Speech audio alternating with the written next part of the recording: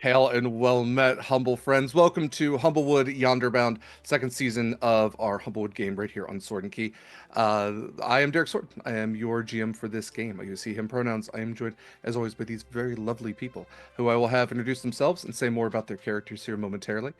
Before that, I do want to say this is a Sword and Key production. You can find all of Sword and Key's stuff beacons.ai/Sword and Key. You can find links to watch us on Twitch. If you're already on Twitch, don't worry about it.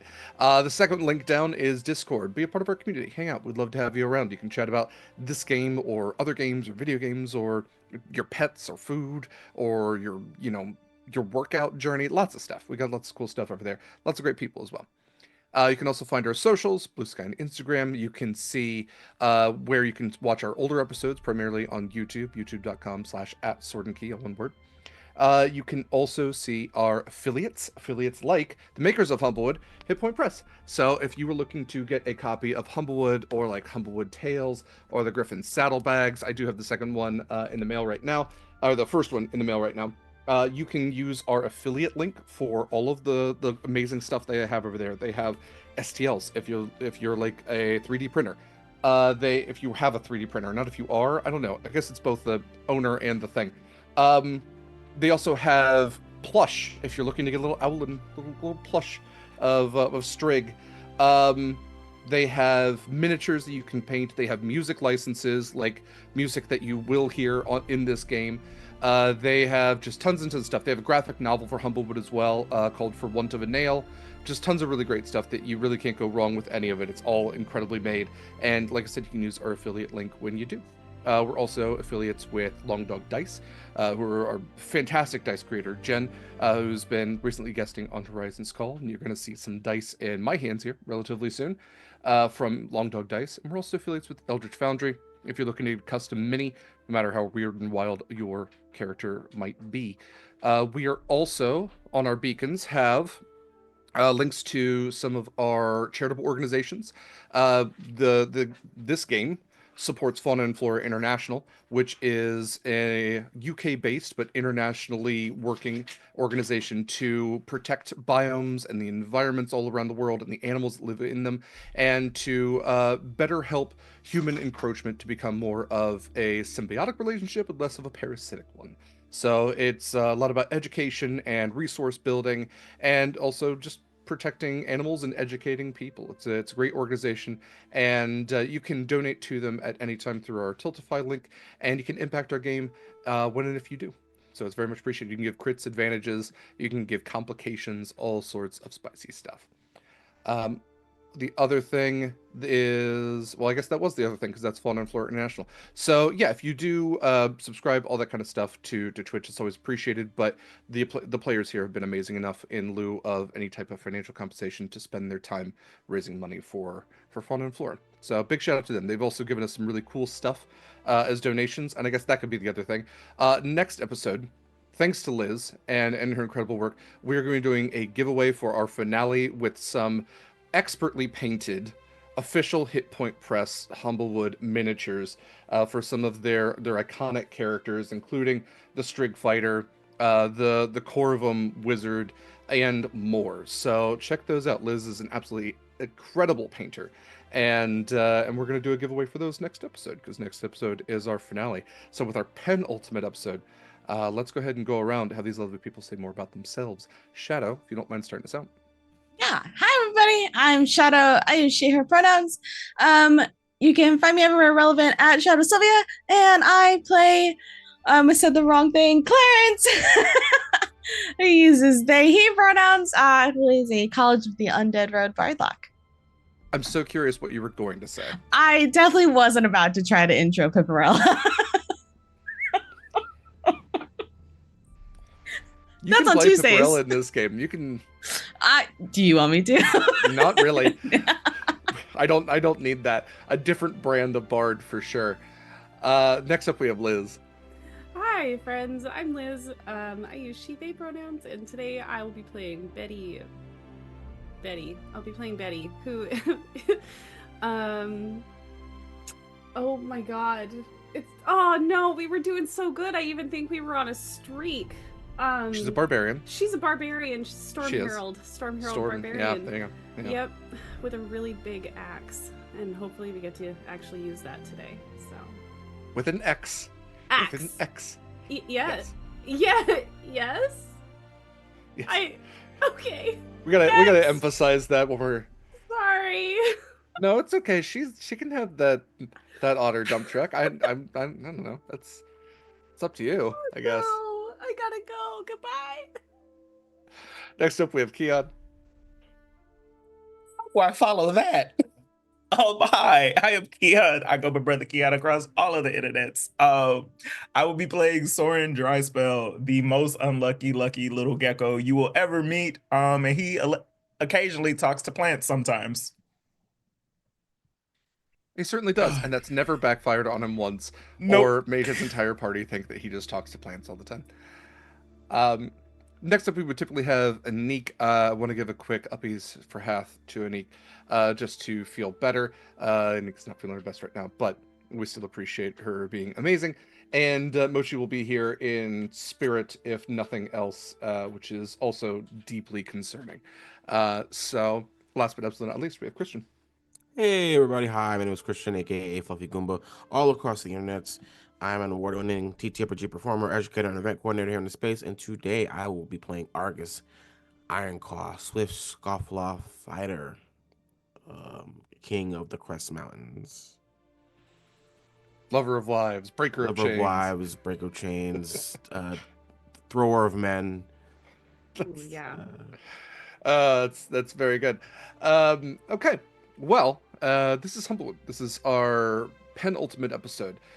So to give a little background before Queon does our lovely recap, we are set in the world of Everden, a world of anthropomorphic animals, bird folk, and humble folk, which are more mammalian typically. However, Humblewood has stretched more into the reptilian amphibian side recently, with some tilia like Soren, or Pexians like the axolotl folk.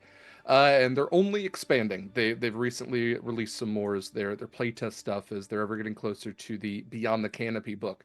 Currently, I don't think the Kickstarter has gone live just yet, but it's one of those things that'll be coming up here soon.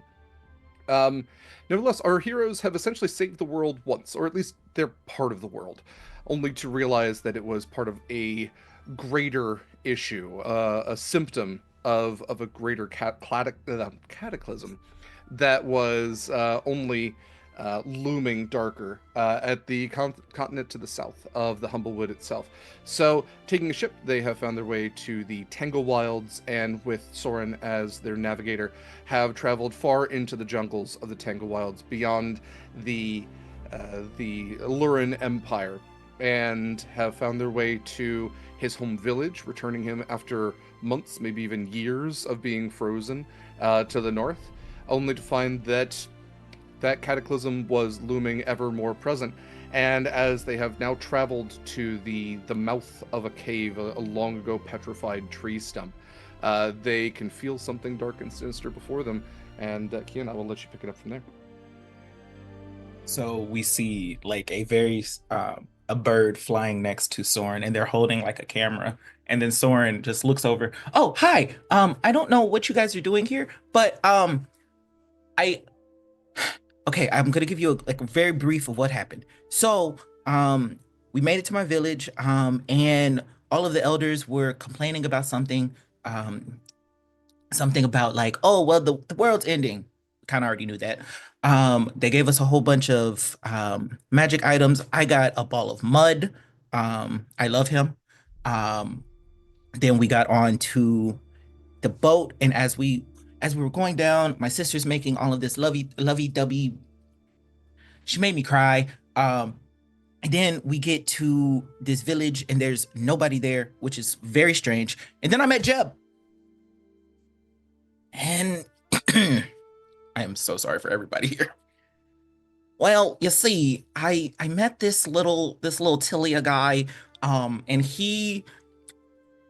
I hadn't seen anybody in so long. He was very nice and very calm and very everything. And then he asked me about the blood that was on my leaves. And well, next thing I know, we hear screaming. And then he's asking me if he can walk through me and then use my brother George as a portal. And it was a lot, But apparently they killed this George.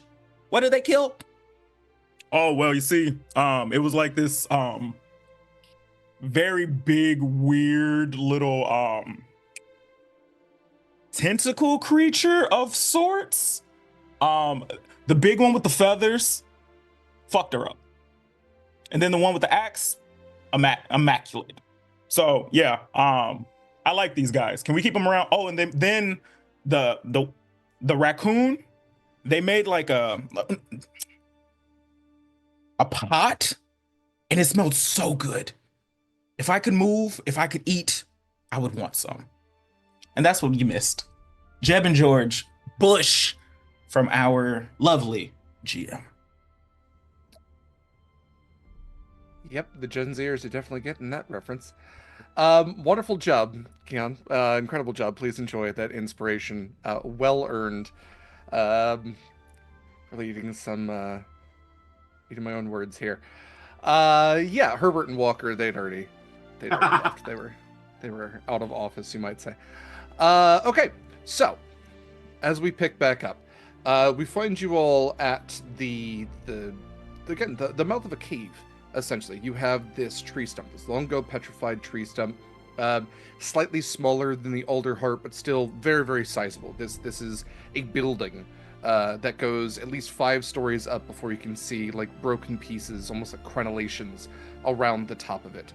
From the inside of this crevice, at the roots of this tree, you have heard this horrifying screech, and you can feel this coldness, this darkness that both is urging you to run and yet pulling you ever forward. And as we stand at the mouth, what would you all like to do?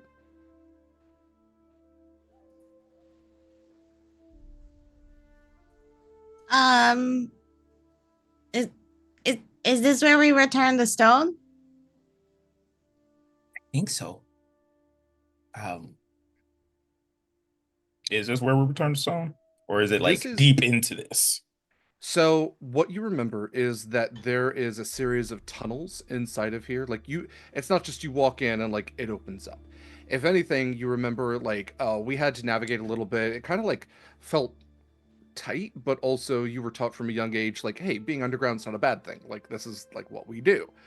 But you do know that there is like a central part of this tree where you remember seeing the stones, not all lined up side to side, but kind of like placed at these strange intervals to where the light kind of cast against one another. And you remember like this almost kaleidoscopic, prismatic kind of array of all of these stones just casting their light down. And you remember like that was one of the first times in life that you felt genuine awe. It was something you had never seen before. And so you're not sure necessarily what's on the other side of this. You don't remember like this feeling of like something trying to scare you. You know, this is artificial fear that something is extending outwards like tendrils trying to grab at your heart. But that's new. But you Okay. do know it's not just like a, oh, we're here sort of thing. Okay. So Soren is just going to relay all of that information and just like, also I think, whatever we fought earlier it comes from here too. So everybody be careful. And Soren is going to like click his staff onto the ground. I would like to cast somatic sight on myself. So to give myself tremor sense to 60 feet out. Great. Okay. That's dope. Yeah, for real. Good to know. So 60 feet out. Cool. Yeah. Okay. I think tremor sense alone, you are feeling massive vibrations just coming down from the stump itself, from because this is stone at this point, it's petrified. So emanating down from this, you're feeling these like vibrations that maybe even feel similar to when you saw the Queen of Feathers. So there is something big that is moving. It's not moving fast, but it seems to be moving within the tree. But it also isn't coming from ground level. You can feel it almost like echoing, rippling downwards through the stone and then getting to your feet. Perfect. I'm sorry, I was taken aback by something else.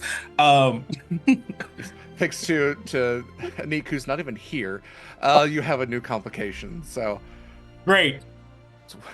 weird energy, Anniek. Shout out. Thanks for that. Thanks, friend. Sheesh. So yeah, with the tremor sense, Soren is going to walk in first and kind of like be the gauge for like, hey, something's up or something's wrong. And then just head into the depths of this tree rock. Perfect. Okay. So with Soren leading the way, this is a space where you could probably walk 2 by 2. Who would be following? I will walk next to Soren if we're going 2 by 2.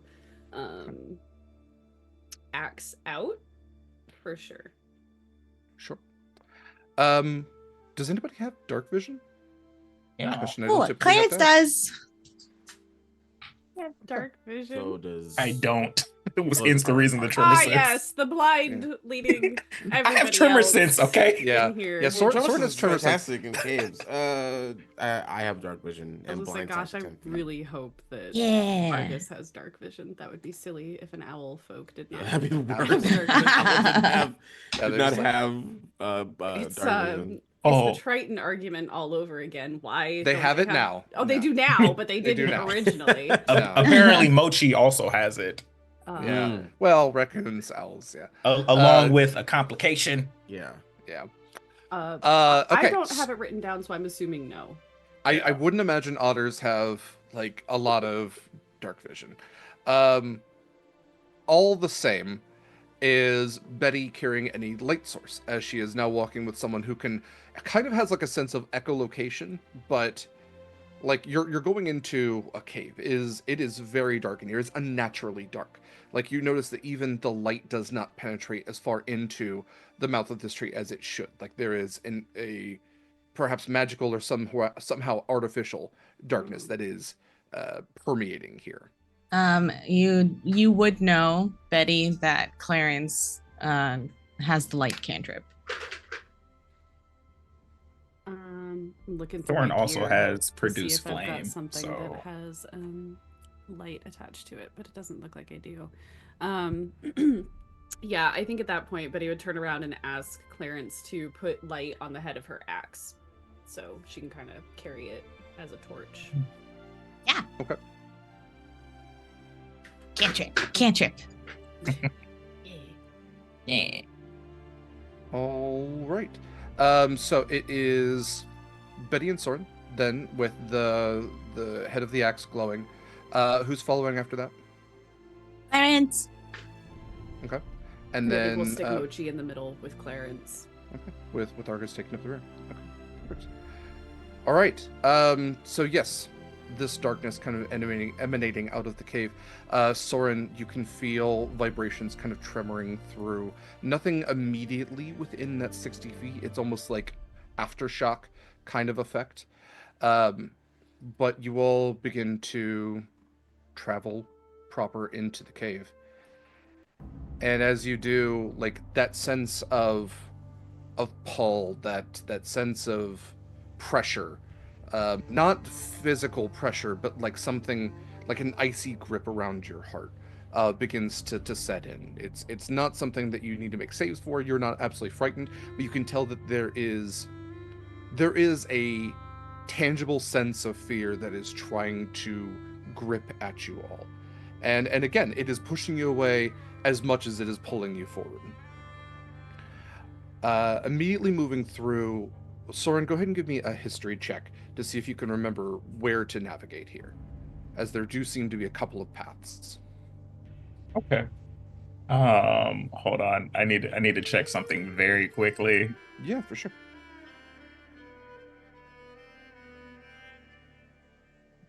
There it is.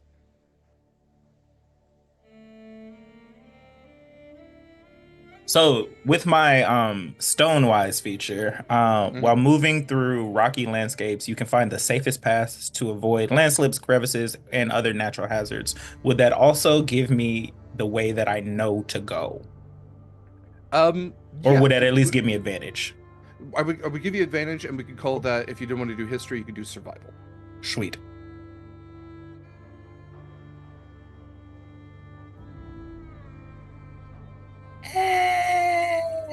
It's a 15. Okay.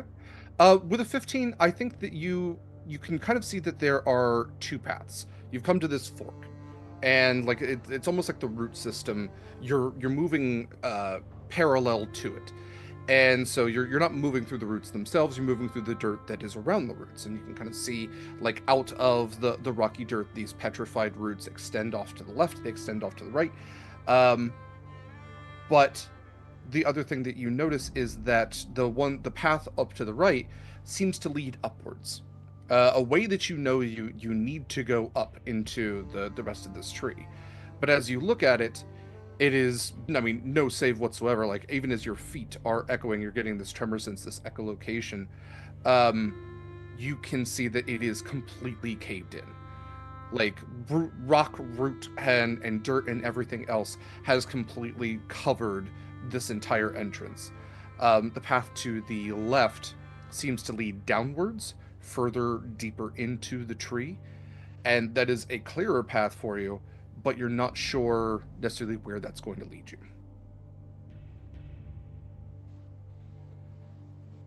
And you can also, I will just, like, no save or check or anything, you can feel that pull coming from the left. The evil pool? Yes. Shites. Okay. Because I have an idea. But if I do this, it would fuck up everything that Derek is trying to do. Not necessarily. I had a devil shark in my last game, and they just banished it and then ran away. So just how weekend's going.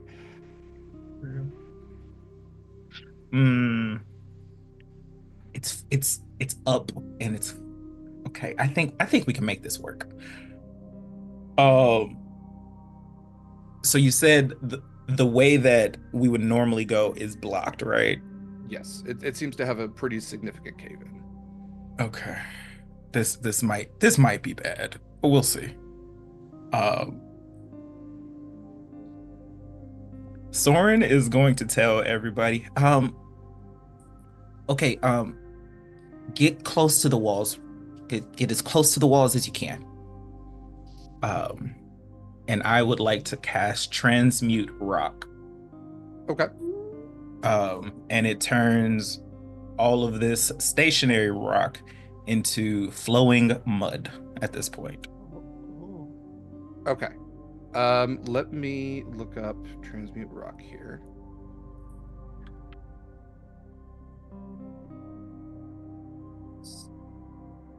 So It looks like a 40-foot cube is a pretty big space. 40-foot cube is pretty significant. Transmute. Okay. Thick flowing mud. Okay, ground area becomes muddy enough that creatures can sink into it. Each foot that a creature moves, the mud costs 4 feet. Strength saving throw. Restrained. If you cast a spell on a ceiling, the mud falls. Any creature. Okay. We're not under it, so You're not under it. What I want to inform Soren, who is used to ground stuff. This is in all the way to the ceiling. shite. With your tremor sense, you can tell that this probably goes at least 30 feet in, potentially more than that, because you're getting those reverberations. You were telling everybody to move towards the wall. You were also creating essentially a downhill mudslide, because this is also leading upwards. So with that in mind, there probably will be a save for everybody.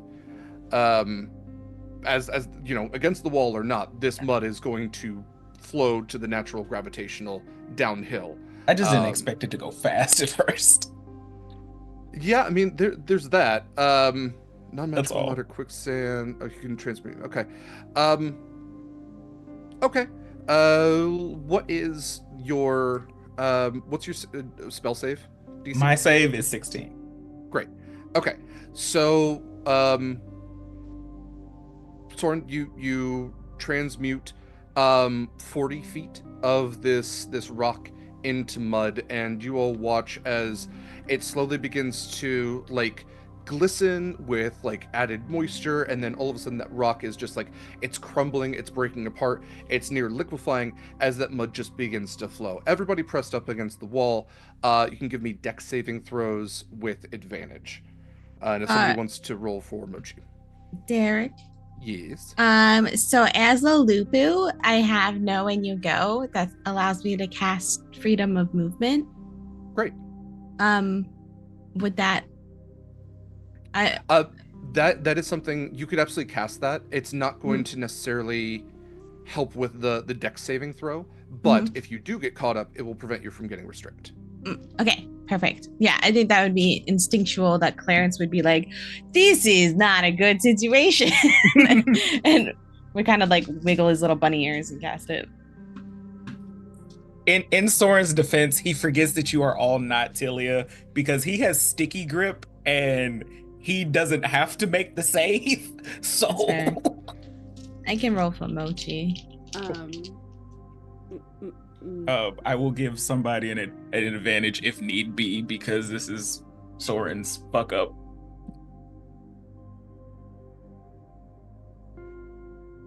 Okay.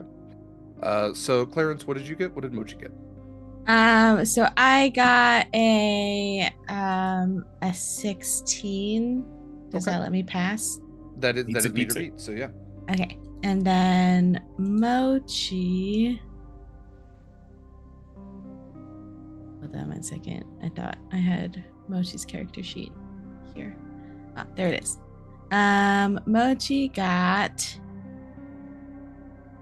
a 14. Okay. That's Betty, what payback. about you? What did Betty get for a roll? Oh, I'm sorry, I didn't hear who you said. You're okay. 23. Okay. Argus? Dirty 20.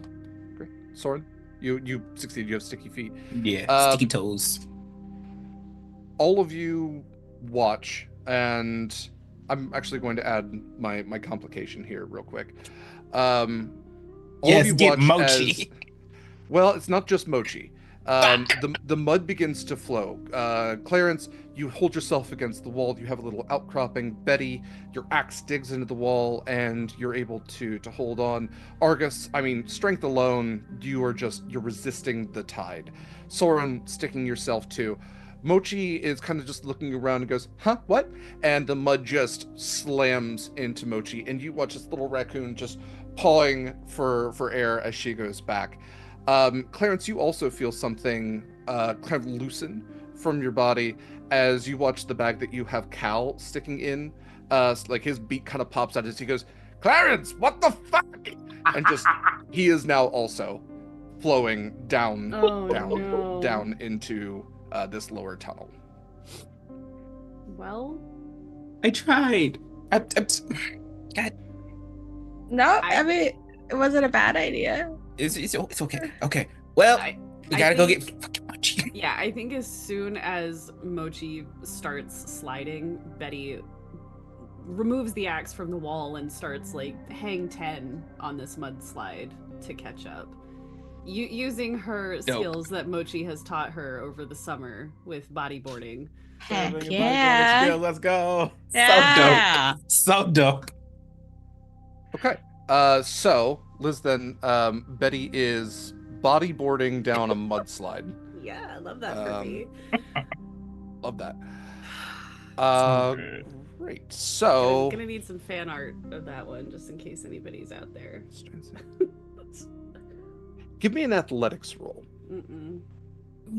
No, I don't think so. That's No. fair. I respect the boundaries on that. I'm good. Why don't the rest of you just say no to me? I'm gonna use one of my advantages because This that is was when we learn we can. was not it. That wasn't it either, motherfucker. So an 11, solid 11. With an 11, you are finding this, like, you're used to swimming through water, you're used to being near the water. This is not water. And like you're trying to like bodyboard through, but you find that like you're a barbarian. You have a heavy axe. It's not, you're not coasting as much as you are like slogging through, and it's making you slower than Mochi, who is being naturally carried by it. And so you're watching as Mochi just is flowing away.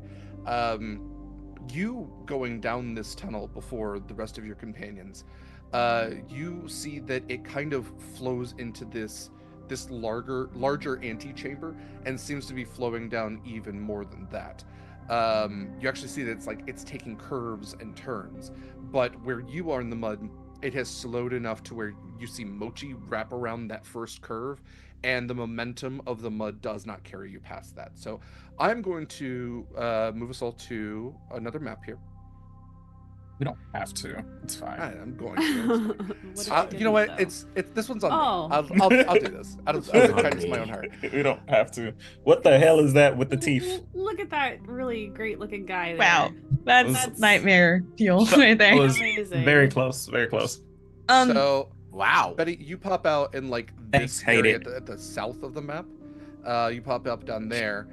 You do not see Mochi, but you can hear wet sounds coming from deeper within, and you can hear these strange kind of like snarling, screeching noises coming that are kind of like echoing through as well.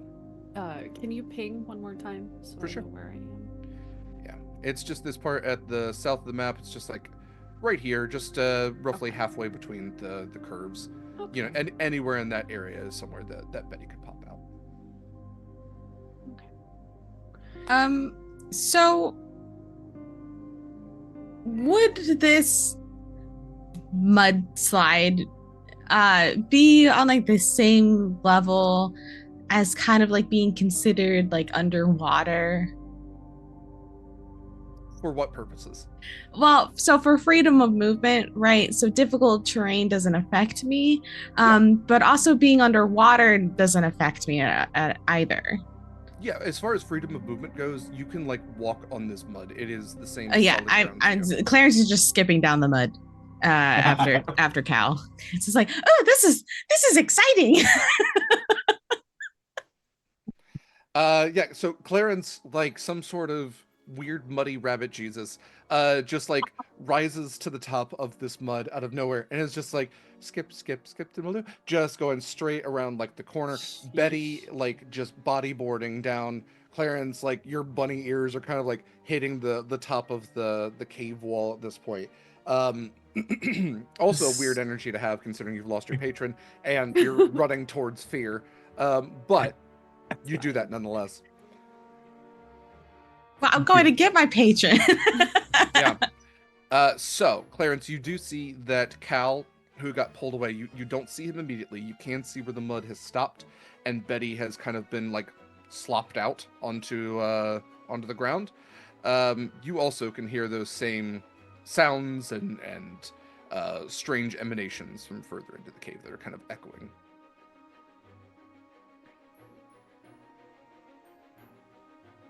You think that's Mochi? I don't know. Mochi can make those sounds. To What? be real honest with you right now, Clarence. I don't think that's Mochi. Oh, man. All right. Yeah. Dang. Ah, Dang. dag nabbit. Oh, jeez. Oh, So I'm Shucks. Sorry for my language. heck and heck. Heck yeah. using what the player sees, and obviously not what Betty is currently seeing. Do we see any of this like green glow? Because like the pool at the northern end of the map looks pretty bright. Do we see any like residual glow coming up the Where do we see this Halfway. monstrosity? not the monstrosity, whatever it may be. I'm waiting for that reveal. But I'm just thinking, like, do we see like a light of any kind that we would be like, okay, we need to head in that direction? Yeah, so from where your vantage point is, you do not see any kind of glow. Okay. I think the only kind of glow would be like right here, at this little like kind of junction point. I think that's the only kind of natural way the light would emanate out. Okay. Otherwise, all this area where these roots are, this kind of dark area, I presume these are cave walls. It does travel downwards because it does look like the steps are kind of traveling deeper into yes. the root system itself. But yeah, all you can hear are sounds at this point. You have your light. It is going as far as it can, but you can see that it doesn't cut around corners. Okay.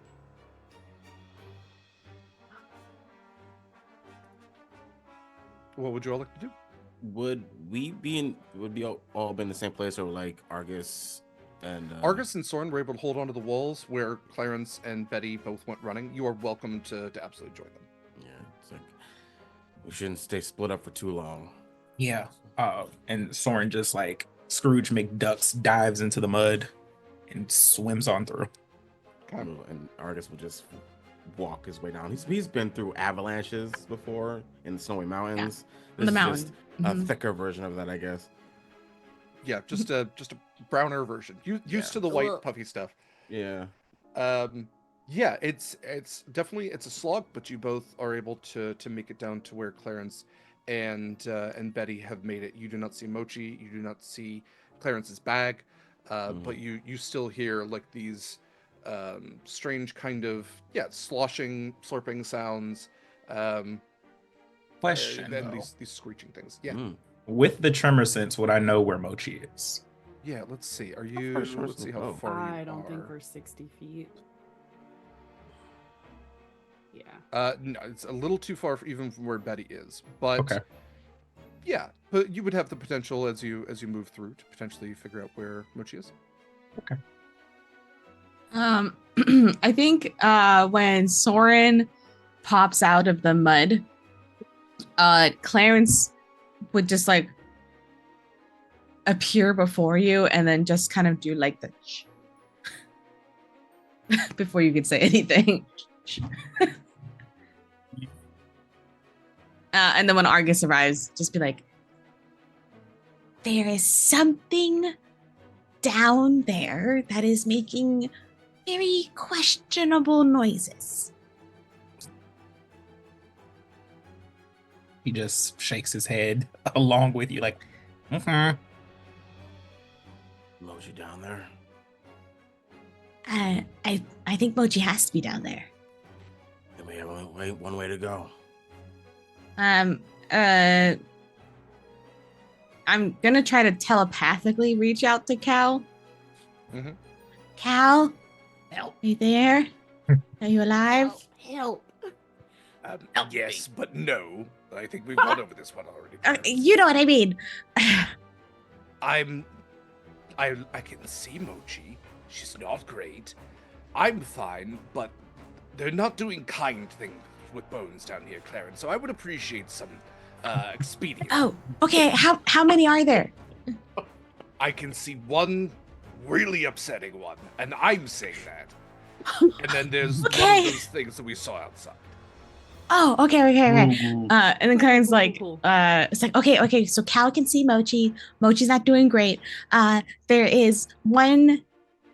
Cal said that they're doing really upsetting things with bones out there, and that there is one really, really upsetting, scary thing, and then there is one of the things that we fought outside. So literally the moment that Clarence says Cal can see Mochi, she is just marching, just But Betty, walking away, taking the light with her, just fucking, we're going. okay, well, we're going. So Soren is kind of miming, like, do we follow? Yeah, of course. Good okay. news is we can't be frightened. So I think that's really good. Mochi, the savior. I guess Caliban didn't eat the food, so he's He's shaking I in don't his eat skull. anything. Rip. That's your fault. You should have tried. I don't have a stomach. We could put you in the soup next time. How about that? There you go. It really ruins it. Yeah, can you all show me on the map how far you would like to go before you stop? The green light, at least, does kind of get into this alcove over here, so you can see that, like, there's a right angle that you can't tell what's on the other side of it, despite the map. And you can see that there is this, like, Disney lime green evil light that is kind of streaming out of it. But you necessarily can't see what's on the other side. Soren, as you move forward and you get closer, you're starting to pick up on something large moving further into the cave, and you can tell that Mochi isn't moving, but she is shivering. Oh, baby. My sweetness. I'm sorry. Betty is basically using all of her movement speed. I know we're not technically in turn order, but that's right there so far is one turn. Basically just flat out marching. Okay. Yeah, I mean, like I said, if you want to show me where you would stop, like if you're going all the way into it, great. Yeah. I will tell you when we're going to roll for initiative. But if you wanted to do any scouting, okay. So Betty kind of getting up to the mouth top there. Of the stairs, yeah. Yeah, you would be able to look down those stairs, see this green pool. Inside the pool, you can see that there are floating bones and as well as like bits of garments, maybe, some weapons are sticking out, not necessarily floating. From that vantage point, you can see Mochi. Mochi is like stiff, shivering, staring straight ahead. And just beyond Mochi, you can see a creature that I'm going to describe in the most nightmarish way I possibly can. Oh, I love that. Cool, love This that. thing is... Or you don't. This thing is slender. It has like an extended rib cage that makes its body look like just literal skin and bones. It has an elongated neck with each vertebrae pronounced on the end of it is a prolonged reptilian mouth. And you watch this thing as it has these very long, kind of like spider leg-like fingers, way too many of them. As you're counting, maybe 8 on each hand. And you watch as it grips onto either side of the pool and uses this long neck to fish out a bone, probably a femur or something, out of the water, almost like bobbing for it. And as it takes one of those long hands and pulls the bone out of its mouth, cleaning of any meat that might have been left on it, you can see that it has a double set of jaws inside, almost like an eel. So the double set of jaws are kind of pulled out with it as it pulls the bone out, and then just kind of flings it back into the water. No, I don't It think has so. these long arched legs, like the limbs are way too long for the body itself. No. And it has these penetrating eyes that, like throughout all of that, does not break its locked stare in Mochi's eyes. Otherwise, you can also, I think with your vantage point, you'd be able to see at least the shadow of this thing. More or less, yeah. You'd be able to see one of those nightmarish creatures that you saw outside. Again, you all had Hero's Feast, so you can't be frightened. But you can see it's perched on a rock and also is kind of just like, has a bone in its mouth that it's going to town on. Well, congratulations. This is incredibly upsetting. Cool. Hey, this is from the playtest. You can join Hit Point Press's their Patreon and get this. This is from the Pexians and Pearl Caves that came out in January. And this thing, not that it's going to help you at all, it's called a Night Snare. Cool. Well, thanks, there a- Hit Point Press. Is for there a the picture so we can fuel. avoid it forever? Fortunately, no. No, they saw fit to only describe this thing in words, which is somehow worse. Okay, well, love that for us. So this is their fault. This is their fault. This is their You don't fault. blame me. They did this test. I'll blame you. That's okay. I blame. I deserve that. One quick question here. This pool, does it appear to be gelatinous, or is it just water or some sort of bubbly goo? So, give me a nature or maybe arcana check. I don't think I'm good at either of those things. Let's see. That's a solid 10. Woo. With 10, you can tell that it's liquid. It's not like an ooze. It's not gelatinous. But it has a really putrid stench coming out of it. Like, this is probably not water you would drink, although you don't presume that it's caustic. It's not burning your nose. Okay. It just smells like rot. It smells foul. Yeah, with that color, I don't think it would smell very nice. So You can also see that like roots are sticking into it. This very likely was the water source for this tree long ago when it needed that. yeah, Betty looks over to Soren and is like, it hasn't always been like this, has it? No, What is this thing?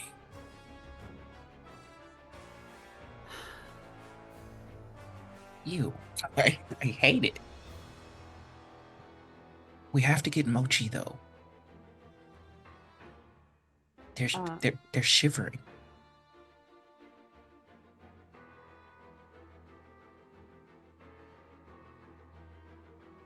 Hmm.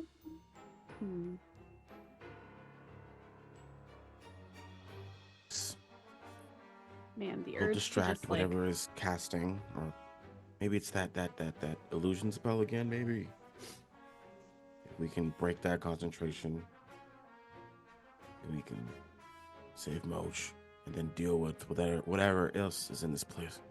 That thing in particular. Okay. Clarence comes hopping over. Alternatively, we could just grab Mochi, collapse the tunnel, and run. I'm glad we're on the same page here because that's actually what I was thinking. Good job. You can see that this thing has now again like gripped both sides of the pool and has like started to wade into it. So it is starting to swim over to Mochi. Yes, let's make a decision quickly. I think Oh. with Betty's vantage point and seeing that, even if Clarence was in front of her somehow, she would definitely be looking like over Clarence's head.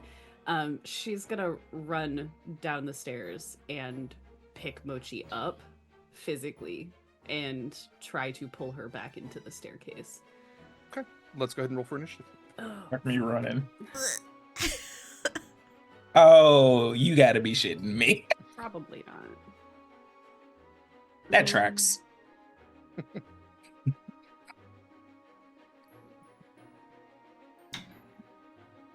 Eric's gonna have fun with this one. I always do. You need a Mochi initiative. Please. Okay. Unless you want Mochi to just go on your turn to make it easier, I'm okay with that. You're Jaegering a Mochi today.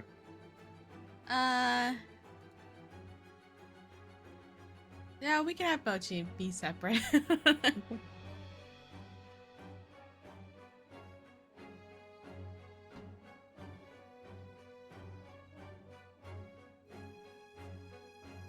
Okay. So, anybody 20 or above? I was looking through my stuff to see if I had anything else. You're good. 22. 22. Very nice. 20. Okay. So that is Argus. Betty. What about Clarence? What about you? I got a 13. Soren? 4? Okay. Oh, And what about Mochi? A 14. It's bad out here. the curse? So I told you he's unlucky. Oh, And wait, just hold think- on. Mochi has advantage on initiative. Let me just double. Oh, okay, that's better. That's an 18 for Mochi.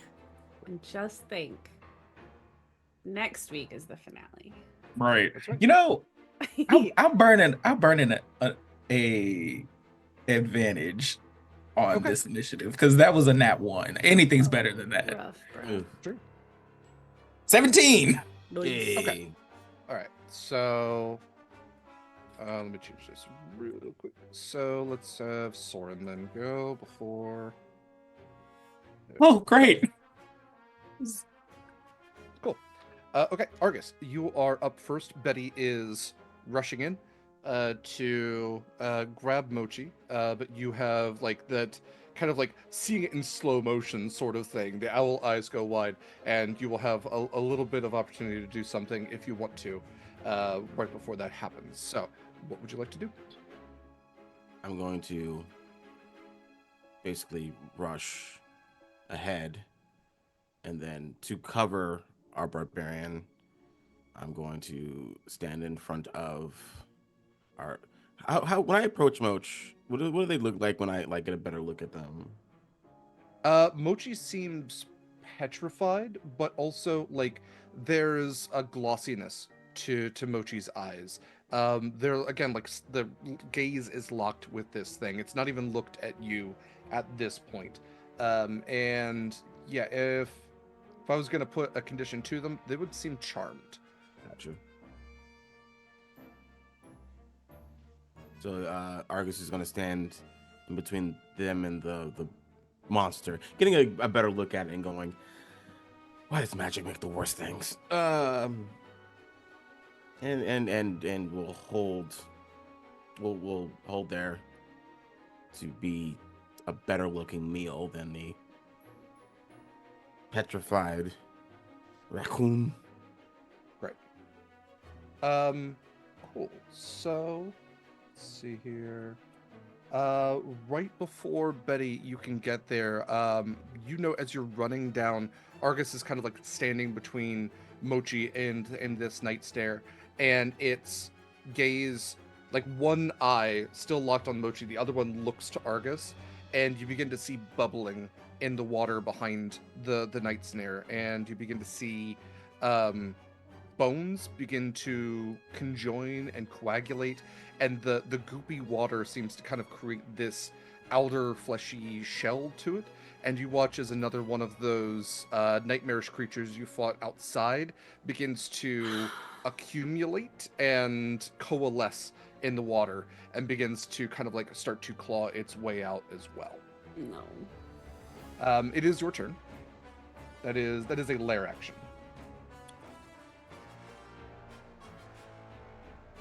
Destroy the whole layer. That's honestly what I think. You read the whole thing. It's ruined. Just can't. Bad. Throw the Yeah. whole thing in the trash. Mhm, Argus, did you have anything else that you? Well, wanted I to just do? have a question. Does this thing look responsible for creating this goo, or is it just like does this look like a byproduct of the? Like the green water itself. Yeah. You kind of get in the vibe that this is like corrupted. That this thing, whether is the cause of or a side effect of, that the water is like has been corrupted by something. Maybe Mhm. this thing just moved in because it liked the ambiance and it's like Right. this is the vibe it's going for. But yeah, it's seems to be like this is a good environment for this thing one way or another. Its Okay. skin is very pale. It seems to almost be like a cave fisher like thing where like the skin is almost semi-translucent. The Mhm. eyes are very pale as well. Right. Yeah. Okay. Well, I don't have anything. My goal is to protect Moch while you get them out of here. So that would be my turn. So in that case, Betty will rush down the stairs and full body like lift Mochi into like a fireman's carry over her shoulder, hoping to maybe break that eye contact. Not that I think it will actually do anything, but yeah. Okay. And then maybe back up. I think she's gonna try to like. I think we're thinking like maybe the eye contact is the thing. So if Mochi's head is over her shoulder, the thing won't be able to get its eyes on her again. Great. Okay. So go ahead and make me a strength check to pick up Mochi. Mhm.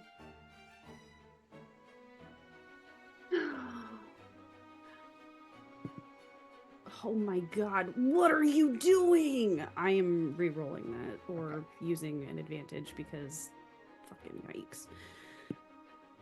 Oh, that wasn't any better. I'm upset. That was a 9. Okay. I'm gonna say Mochi is at least averagely heavy to pick up. So a 9, you kind of like skirt to the end. There's too much mud still on your fur, so you're trying to get a grip around this armor, and the mud's just like slipping off. And Mochi is like stiff as a board, and so it's very much like you're trying to do the fireman carry, but like Mochi's body is so tense, the muscles are so tense, you can't like get that arm up. You can't. It's like trying to pick up a barbell that's vertical. Like it doesn't make sense weight wise. So you've made it down there, but you can't necessarily pick up Mochi at this moment.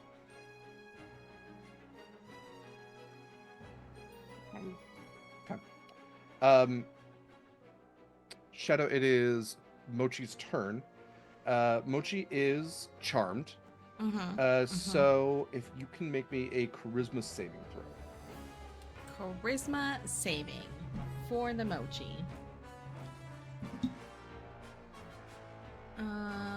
With charisma, goddamn mochi. All right, that's 24.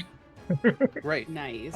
You watch as Mochi begins to step towards this thing, like Oh, no! almost like pushing away from Betty, but she blinks a little bit and her eyes snap out of it, and she looks back at Betty and it's like, "What are you trying to do?"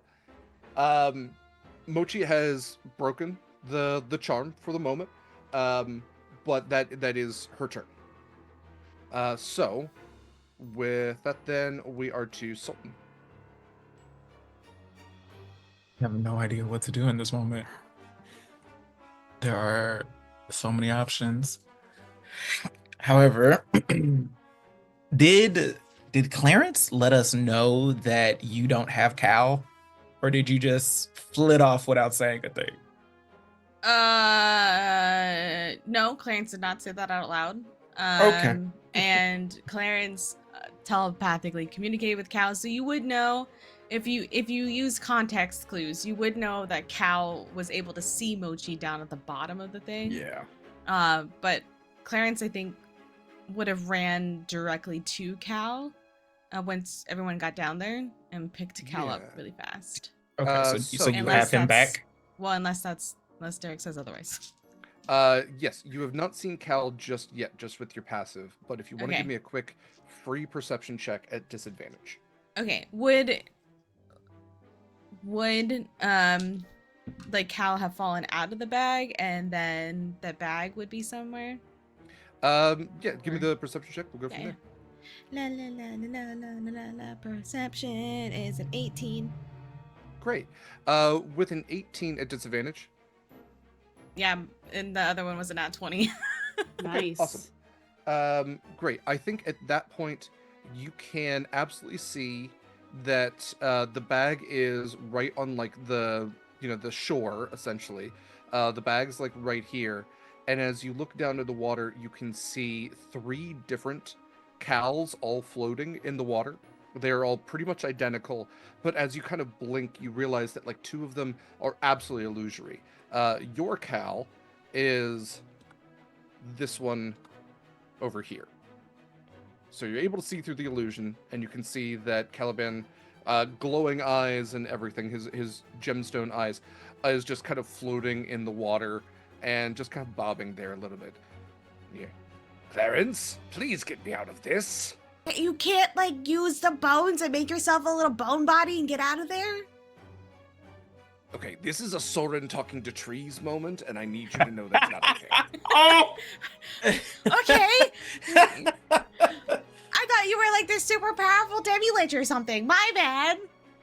You told me to stop using my powers for things. Well, obviously, if it's a situation like this, you can use some of your powers. What would you like to do, Shadow?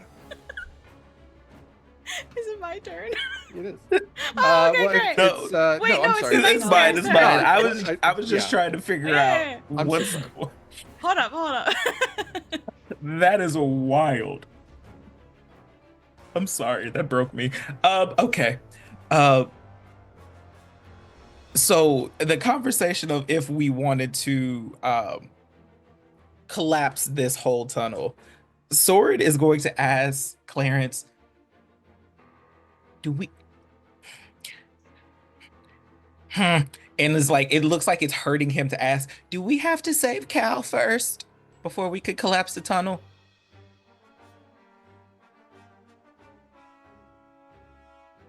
I mean, It's your cow. Yes! save my Soren. um, it would just be the nice thing to do. I mean, Oh, he okay. didn't choose to come here. This is true. That is very, very true. Okay. Okay. What do we have here? What do we have? I've been sitting here looking through these spells and I'm like, nothing works. What a mood. Nothing Looking works. through everything and being like, oh my god.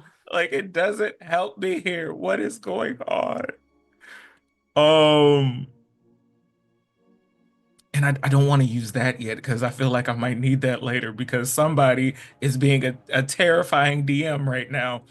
Um, I don't get to do horror that often. it's always spooky. fine. It's fine. Okay.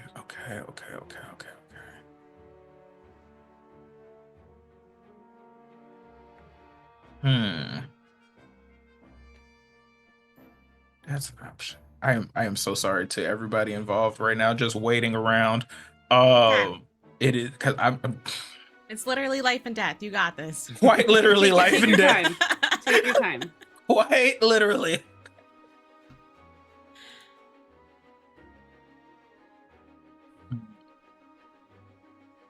You know what? I feel like I might have to use that now. And I'm okay with that. He'll be fine. He'll be great. It's fine.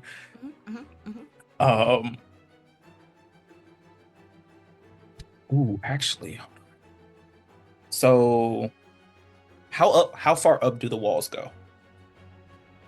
Let's see. In this space, the walls go up. Let's say probably about, so you have like this rocky outcropping here, which actually does indicate that there's like a place you can kind of climb up here. So the walls immediately around this place are probably 5, 10, 15 to 20 feet. There is like a vault ceiling over top where you can see some of the petrified tree and like dirt and maybe even like some stalactites that have formed from like petrified organic material. That probably goes up about 40 feet.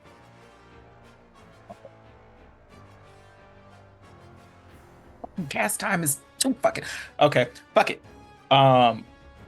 So Soren is going to, since everybody is like focused on our group here on the ground, Soren is going to crawl onto the wall. And I'm going to try my best to get over at least, hold on, I gotta move my boy.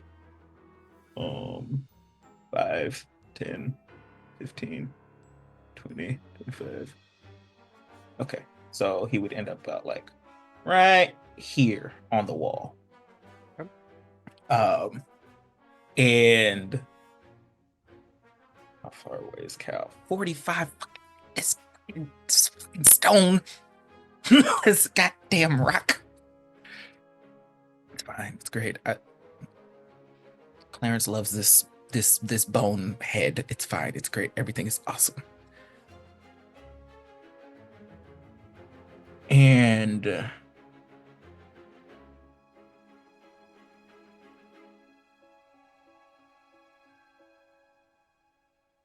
yeah, I think for now, I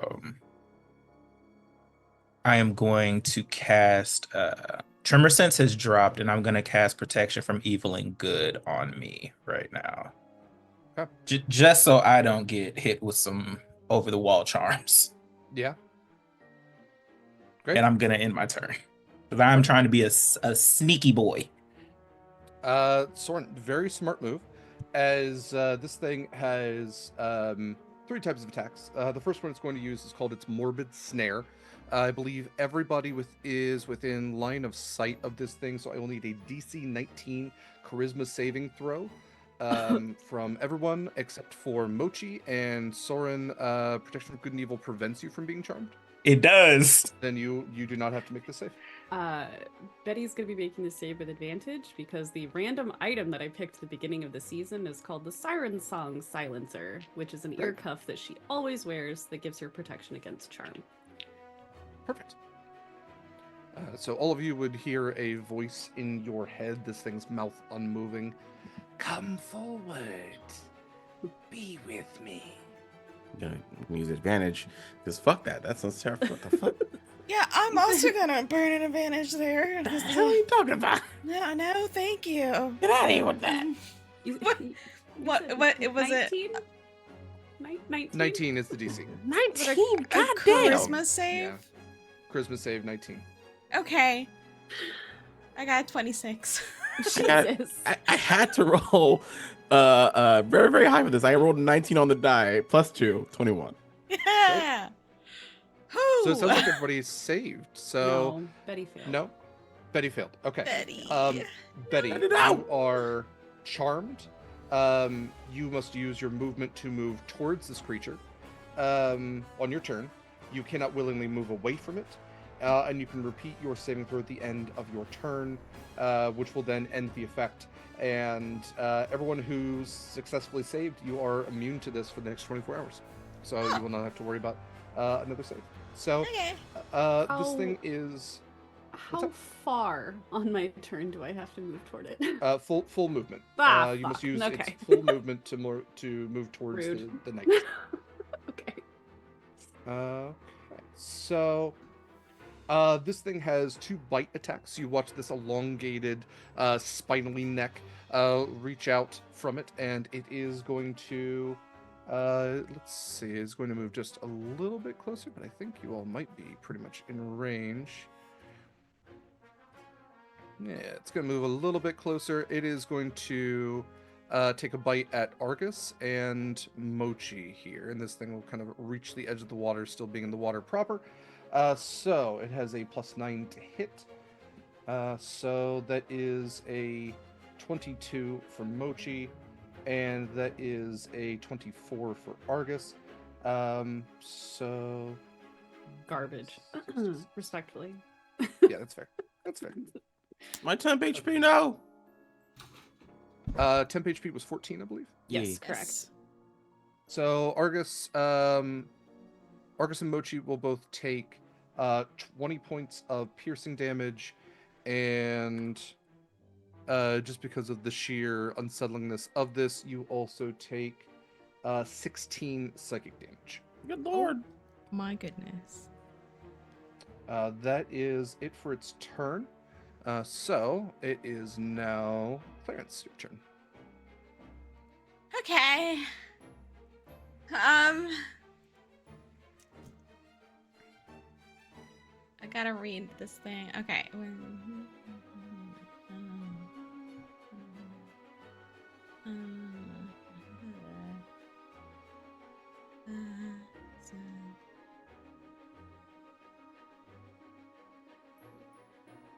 Okay, okay, well, we don't want to do that part. Okay, so, seeing, oh God. Oh no. Okay. Oh no, okay. There's too many, like, conflicting things I need to do here. I guess this, okay. The blowgun doesn't have a range on it. That's Right. weird. Should just be 'Cause- the range of whatever a blowgun is. Oh, okay, maybe. let's But see. it does say attacking at long range with this weapon doesn't impose disadvantage on your ranged attack. Okay, rolls. well, let's see what So- the extent of, because whatever uses blowgun. One piercing. So you can shoot up to 100 feet with it. Oh, Typical range is 25. It's 25 up to 100. okay. I should pick blowguns more often. Okay, so even though Cal is like slightly further away Mhm. from me, I can still access my warlockness.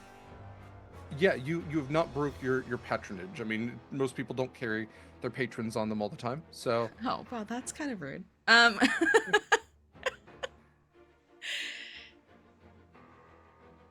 Okay. So Clarence is going to reach out one hand and cast Hex on the big nasty. okay.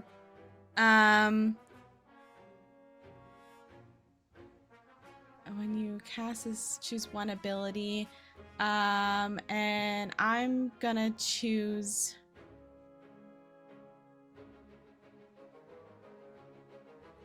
Intelligence as the ability that it's going to have disadvantage on. Okay. Does it get a save or anything? Hex is also one of those things I don't see. Super often. Nope. It just says you cast it, and until the spell ends, you do extra damage, and you choose an ability that they have disadvantage on. Yeah, tech save none. Okay. Um, So this thing is cursed, and yeah, disadvantage on touch. It's fantastic.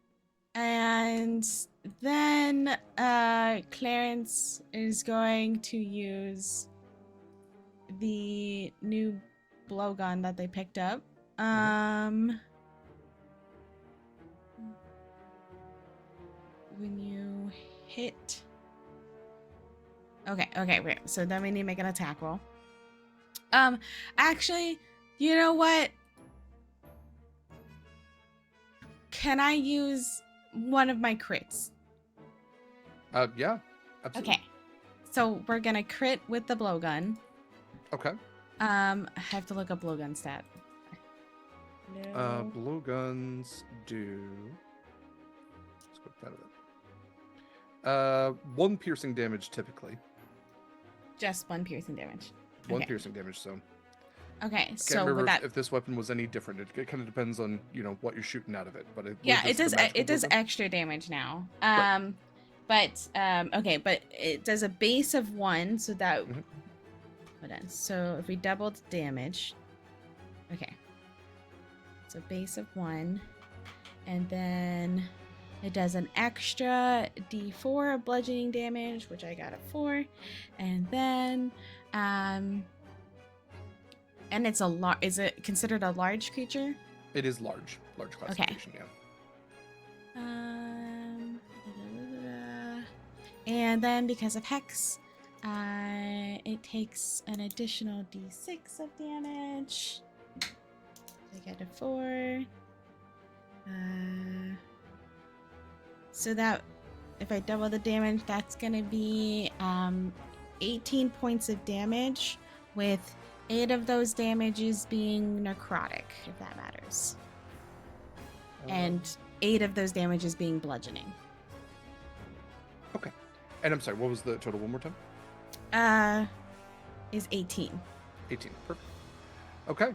So yeah, Clarence, you fire into this thing, and what's the magical effect? Is there a magical effect? No. Okay. Because it's large. If it was not large, it would get pushed away. Gotcha. Yeah. Okay. But it basically kind of, there's like an extra gust of wind when Clarence shoots the blow dart out of this. Yeah. So out of this. whizzes past, blows the fur on Betty, Mochi, the feathers on Argus, and lands pretty solidly into this thing. And you hear it kind of like let out this kind of screech. Fantastic. Nice shot, Clarence. Anything else for your turn? 10, 15, 20. We'll just get closer to it, because why not? Why not? Okay. Alrighty then. Okay. We're good. Next up, we have the nightmarish creatures that it creates, essentially using the Sea Hag stat block. So there are 2 of them now. Let's see here. I'm trying to keep 2 tabs open. There we go. So,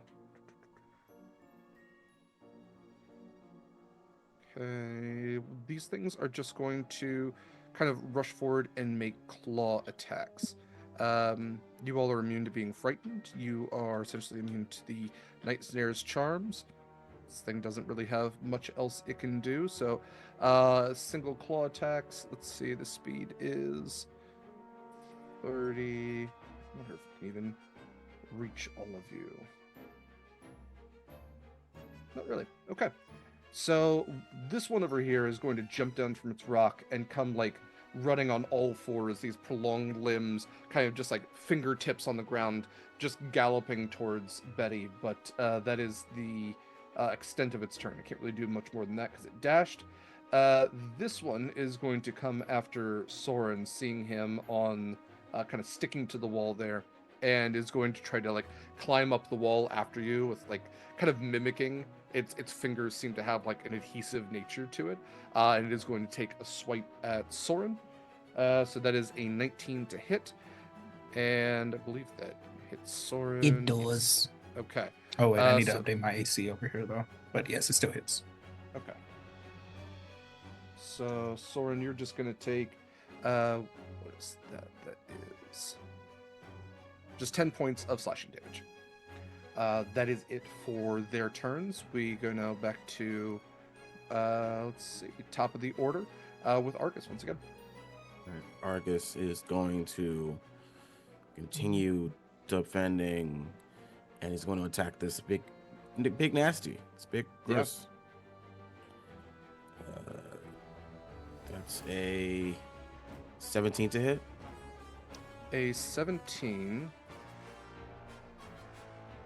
Hold up. 17 does not hit. Oh my god. Okay, that's good to know. Second attack. That is a 19 to hit. 19 does. Okay. Good to know. 19 does hit, and that is 15 points of bludgeoning damage. Great. I'm going to Action Surge to do 2 more attacks. That is a 23 to hit for 11 damage. Oh wait, I have 3 attacks now. I'm a level fighter, so this is gonna be 4 more attacks technically. So that is 19 to hit. Yes, 19 is exactly what you need. Okay, cool. 12 damage. Yeah, remember Natural who you are? 20. Huzzah! Nice. Huzzah! Good. When does that come back? When does blind sight come back? Blind sight comes back. Short rest. Cool. So then that's going to be. Give me a second. It's gonna I'm doing some math here. You're totally fine. What's y'all's level right now? Yeah, Christian, you do your thing. I was gonna 11. ask. 11. Level 11. Okay. 11. Calculator, where are you? There you are. So that's gonna be. Because I'm gonna add blind side to this to Great. do some extra damage. So let's do.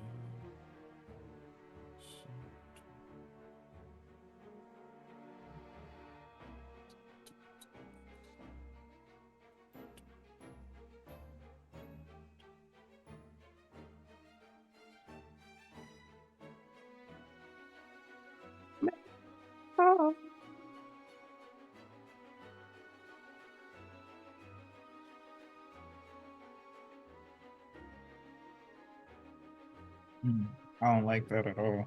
I need That is 57 points on that one. Damn. Okay. Yeah. And now everyone gets advantage on it because of Crusher. Great. 2 more attacks. Fighters, y'all. We attack things, and that's it. we do it. We do it. 24 to hit. 14 damage. And Okay. then last one. 21 to hit for 14 damage. He's just going to town. This thing is so big he could swing and not miss. He misses the first time, and he's just like, okay, hold on, let me make sure my grip is correct on this hammer, and just like starts to going to town, trying to get all the attention from this thing. You have absolutely succeeded in that. For the lair action portion. Oh no, I'm sorry, was there anything else for your turn? no, that's it. I'm just saying, oh no, for a lair action. No, you're good. For the lair action, let's see.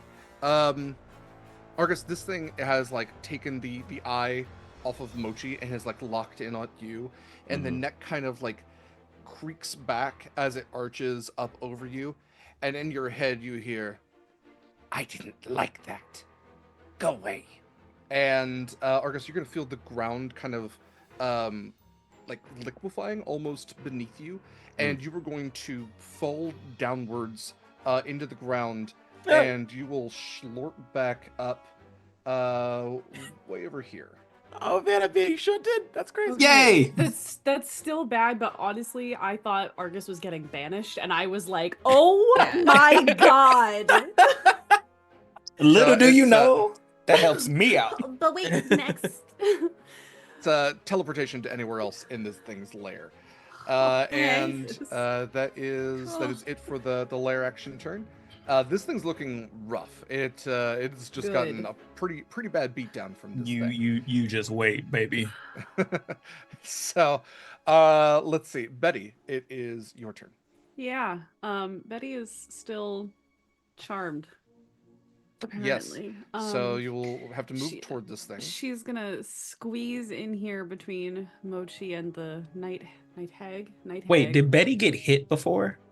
No, did not get physically hit, but she got charmed. I thought the hag hit you. That's all. She's gonna just it hadn't dash to get to her. Gotcha. Okay. And I guess that's moving past the hag, it is going to take a swipe at you. Oh, for fuck's sake! What they do? Insult to injury here. Let's see, 21 to hit. So yeah, that really is, hits. 11 points of slashing damage. So, Betty, kind of like, I want you to think in your mind, everything is shifted. You know, you are charmed, so what you're seeing is you are back home. This is your family. It's your whole family, and they're like arms open, ready to embrace you after this long adventure. And like you kind of bump your arm on the door a little bit, but is Mochi there?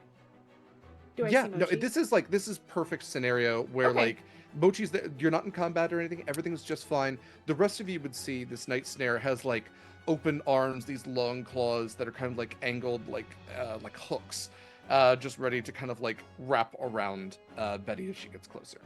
Oh my god. You can do your save at the end of your turn. Oh, so yes. It's thank you. Charisma 19.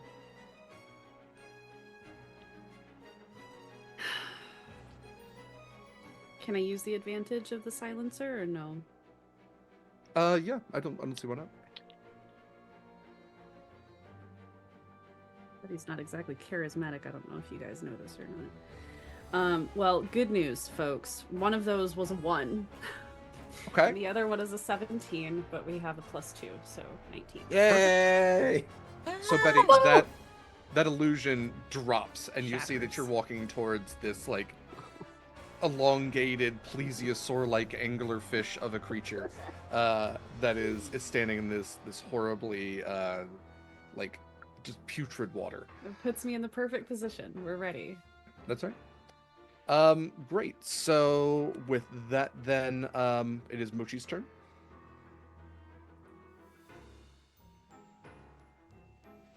I was trying to unmute. Okay. Okay, and Mochi's like not charmed anymore or anything like that, No, right? nobody can be charmed by this thing anymore, so we don't have to worry about that. So,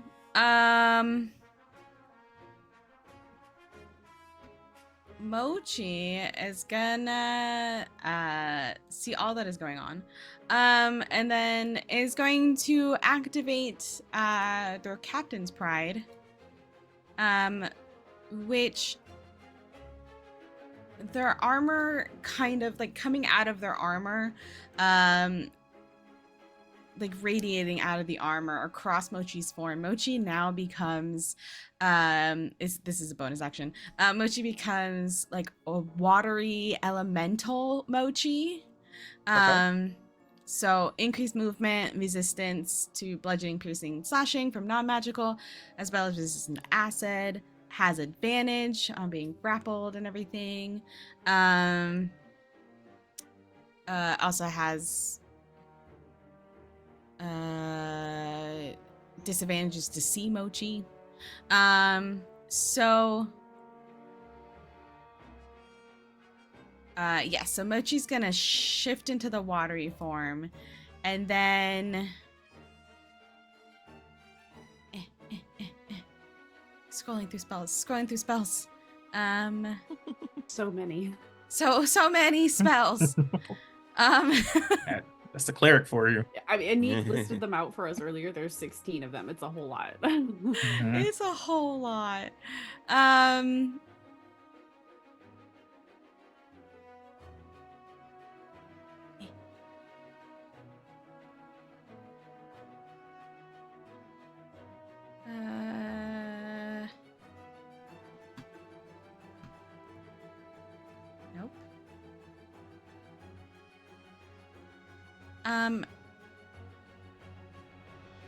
Hold on. I'm sorry.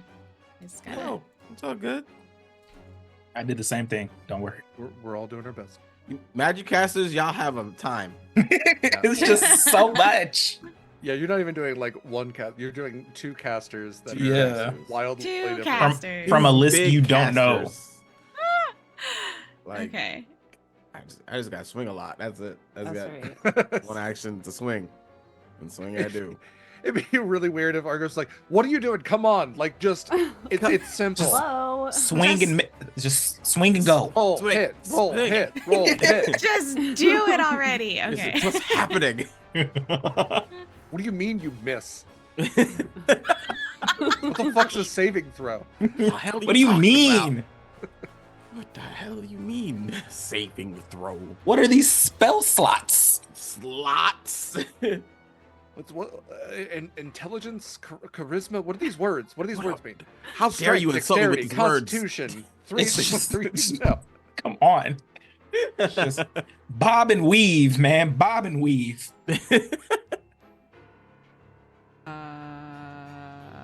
Where are Mochi's spell slots? Oh, okay. There's Mochi's spell slot. Oh, Mochi already used the 6th level spell slot. Yep. Mm-hmm. That was Okay. Hero's Feast. Yeah, that was the hero's feast. All right, let me go back to the drawing board here. This I is was a like, we're gonna radical use this plan. one. Okay, no. I think we're gonna be okay because I think that this will, unless this is a concentration spell. Is this a concentration spell? That's not what I wanted. Spell.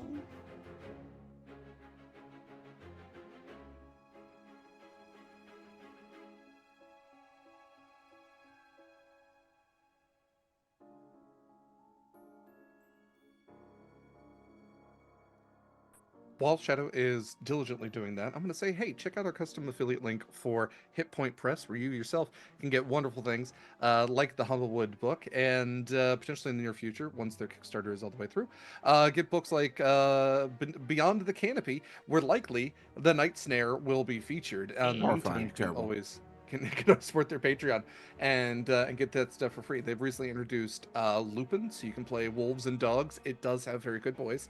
And Pexians, if you're really into axolotls. I mean, honestly, who's not? Lots of really great stuff out there, including animated spell cards and Islands of Sina Una, Griffin Saddlebag books, plush minis, all that kind of stuff. And donate to Fauna and Flora. You can impact our game. Have good complications like the fact this that one. Caliban flew down a mudslide. Yeah. I'm sorry, you're gonna bypass this combat? I'm sorry, no. How dare Not you? 2 days I in a don't row. think so. I worked. Tried. I got 2 days in a row. Don't take that out on us. Like, what the hell? Whose fault is that? I know that actually is a that's a me problem. Dang. God. Okay, are any of these things considered undead? No. Okay, perfect. Mochi's gonna create the duplicate Mochi. Okay, Matcha. double mochis. Double Mochis within 30 feet of Mochi. So I think in order to distract the things, Mochi's gonna put their little duplicate over here. Hoping to pull some bad guys' attentions in that direction. All right, double mochi. right. And then I think I think Mochi's gonna stay over there. Great. Soren, it is your turn. So this time I actually know what the hell I'm gonna do. Thank you for moving Argus out of the way. Because Please take a do. thank you so much. So Clarence, Mochi, you would hear Soren like praying, and he's praying to the Aquamarine, the Understone, the Cinderstone, the Zephyr Rock, and the Gem Seed, and he starts to like slowly like his scales go from like the typical like multicolored like green and yellow and orange, and they start to go like a bright white.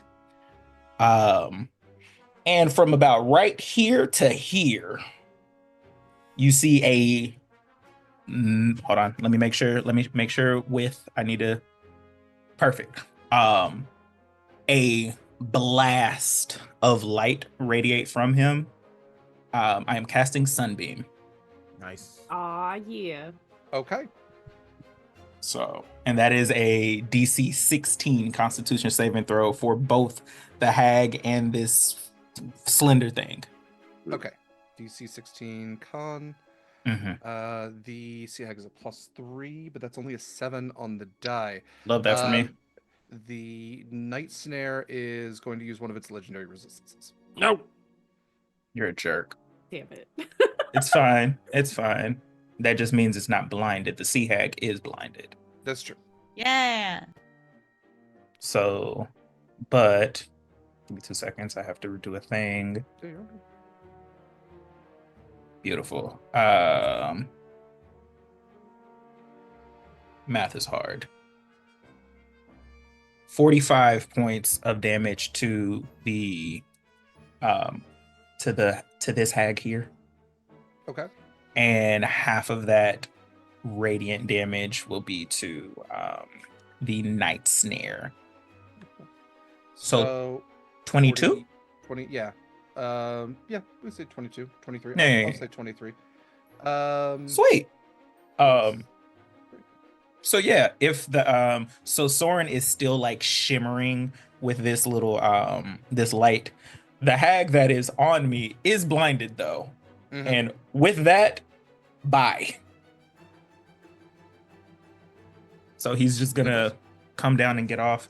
And yeah, so how's our night snare doing? So I was gonna say a couple of things. Looks incredibly rough. Also, with that sunbeam, like you've done physical damage to this thing, and whereas like, you know, bludgeoning, you're seeing bones snap, but only like, you know, reformed these weird angles. Like it's taking damage. This is the first time you're seeing like actual significant magical damage to it. Parts of this like thin, like never see the sunlight kind of skin has burned away, and it seems to kind of be like patting at itself like it's still on fire. So technically, the way that this thing works is it can't use legendary actions or lair actions while it is in sunlight. So what I'm going to say is it's not in direct sunlight, but it will not have a lair action on this next turn should it live that long. Whoa! It's looking Nice pretty work. Whoa! I was not expecting that. Let's go. It is the night snare's turn. No. And this thing is No. like, it's looking around, it's screeching, this long neck is kind of just arching, almost very like Skeksis, like Henson Company horror kind of way. That this thing is just like, its limbs aren't made for the material plane. You're getting this thing is not from around here. It is going to use its Hail Mary with a Nightmare Wave. So I will need a DC 19 charisma saving throw from everyone. No, I don't. I'm using one of my crits. Nightmare wave. Nightmare Wave. What kind of shit is that? I'm not risking it. I'm not risking a nightmare wave. Hell no. Because I have a +0. I have to make a 19 or a 20. I'm not getting it. Oh yeah, you're I'm gonna burn an emoji advantage there. Okay. Please be better. Please be better. Please be better. No. Oh, okay. That was good. It was charisma. Yeah. Yes. Mochi got a natural 20 for a total of 28. Fantastic. Jesus. And Clarence got a 21. Okay. Did anyone fail? No? No. Great. Okay. So with that, Nightmare wave. no, you all feel this pressure in your mind. You start to see the thing that you fear most, the thing that would absolutely just like push you to the brink of just like, I need to get away. This isn't actually like a fear effect. It's just, it would have the physical effect to blast you back 15 feet. However, you all stalwart stand your ground. You do not feel that effect, and you are able to shake off most of the damage. However, you will take half. So this is going to be, what is that? 13 force damage and 12 psychic damage. So 25 in total. And that's half. That is halved. Jesus. It was Oh. originally 26 and 24. Disgusting. Good lord. I maintain concentration on Sunbeam, by the way. Derek really said, "I'm going to take away health resources instead of everything else for this final battle." Mhm. Maybe You. there's a box of health potions around here. It's very doomed. I don't know. Please do remember that everybody got a health potion. Mm-hmm. Nice. Clarence, it is your turn.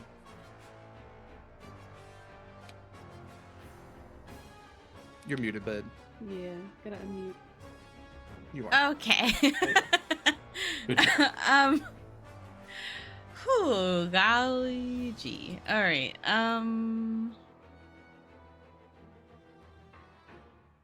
So the night snare looks really bad. It really does. It like really, really does. Okay. I would argue it never looked great, but yes, health-wise, it looks pretty rough. Okay. At the same time, I'm not going to judge if you're into night snares. You know, you do live your best life. You know, yeah. You know. You know. You know. Gosh, darn it.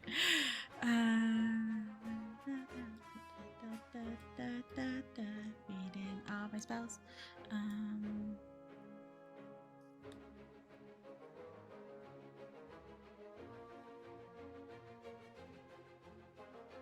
Oh, sorry. I was like, what? This spell doesn't tell me what the thing is. Okay, never mind. We're going to, I have it hexed. I You do. reminded myself of that. Okay. So we are going to, we're just gonna give it a nice little Eldritch Blast. These all have advantage because it's still under my crusher effect. Oh, so we have a lot of advantage is what I'm hearing. Mhm, Okay. yes. So with that advantage, it is plus 17 plus. That's a 20 to hit? Yeah, 20 absolutely hits. Haha! Okay, and so then it's gonna take a 10 and another 6 because of Hex. Okay.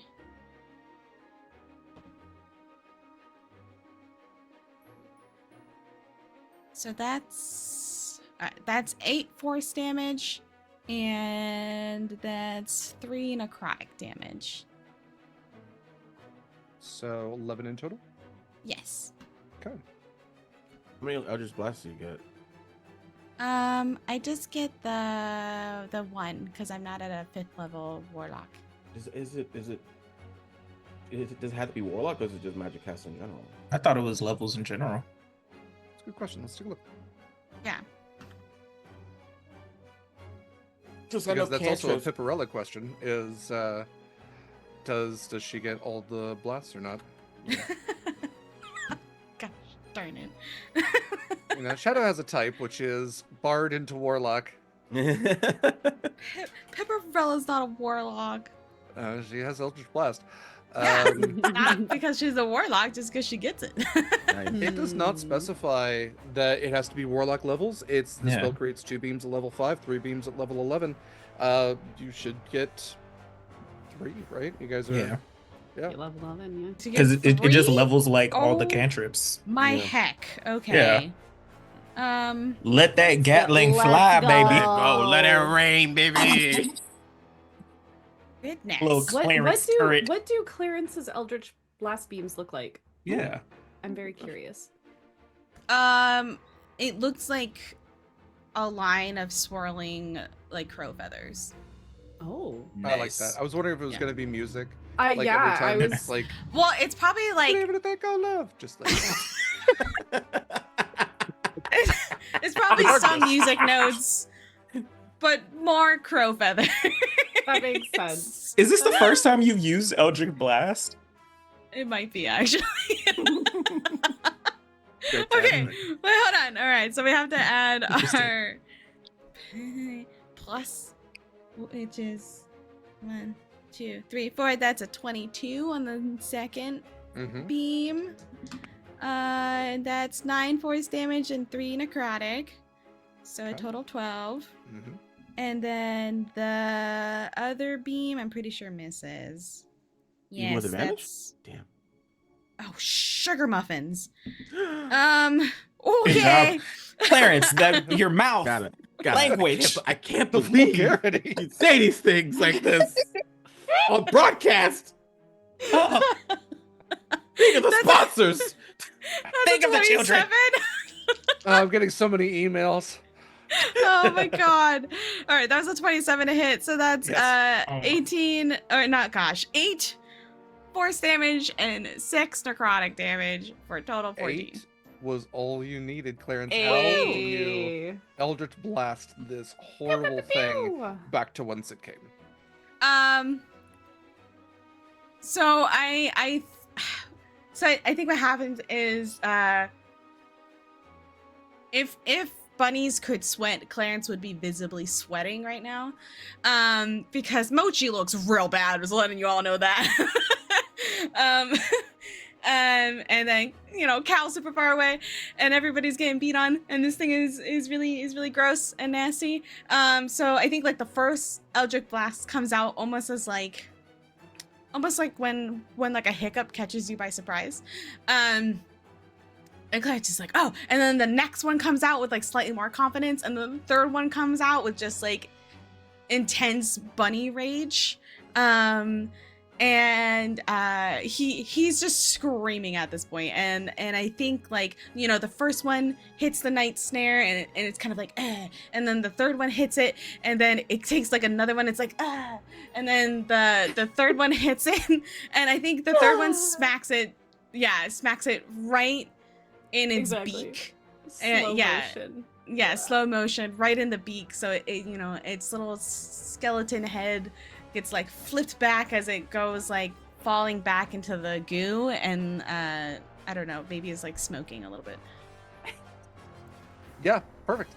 Absolutely. The head snaps back, the neck elongating outwards like a building falling, like a crane toppling. It splashes back into the water and sizzles as it falls deeper and deeper into the sludgy water. Each of the nightmarish creatures generated from the water do something similar. They liquefy, their bones sloshing back into the water as well. Just shade kind of emanating up from where they stood. We're out of combat. That is probably also a great place to take a break as you all decide what to do next. So stick around, folks. We'll be back in about 10 to 15. Please enjoy our ad reel. Please consider donating to Fauna and Flora International. Check out our affiliate link if you're going to be purchasing anything from Hit Point Press. You should. And yeah, enjoy all of our other affiliates, charitable organizations, and everything else. Join our Discord. We'll be right back. Welcome back, folks. Welcome back to Humblewood Yonderbound. Thanks for sticking around, or if you're just joining us, welcome. We are neck deep in it now. Our party has just defeated a pretty horrible monster created by the wonderful folks over there at Hit Point Press, and now find themselves deep in the root systems of this ancient petrified tree. Soren knows that somewhere higher up in this tree there does exist a location, a central location where some of the core elemental stones, these gemstones, are harnessed, held, and previously protected. However, it seems that does not seem to be the case any longer, as even as you all stand in this subterranean area, Soren, with your just like feeling it through your feet now. No need for the tremor sense. All of you can feel something reverberating above, and as you defeat this creature and its minions beneath, you hear a horrifying roar emanate from above. You're in the root systems now. You know that the previous path was blocked, has some mud, still has some rock behind it as well. What would you all like to do down here? So Soren, knowing that this pool is not well right now, and currently being empowered and in my mind, Derek, please tell me if I'm wrong, slightly blessed by his god at this point, by Geppo. I would like to use whatever remaining that I have of Sunbeam to try and purify the lake or the pool. Sure. See if that's possible. Go ahead and give me an Arcana check with advantage, or I could also call this nature. You're literally channeling nature, if that happens to be a better stat. I'll take nature, please. Thank you. Okay.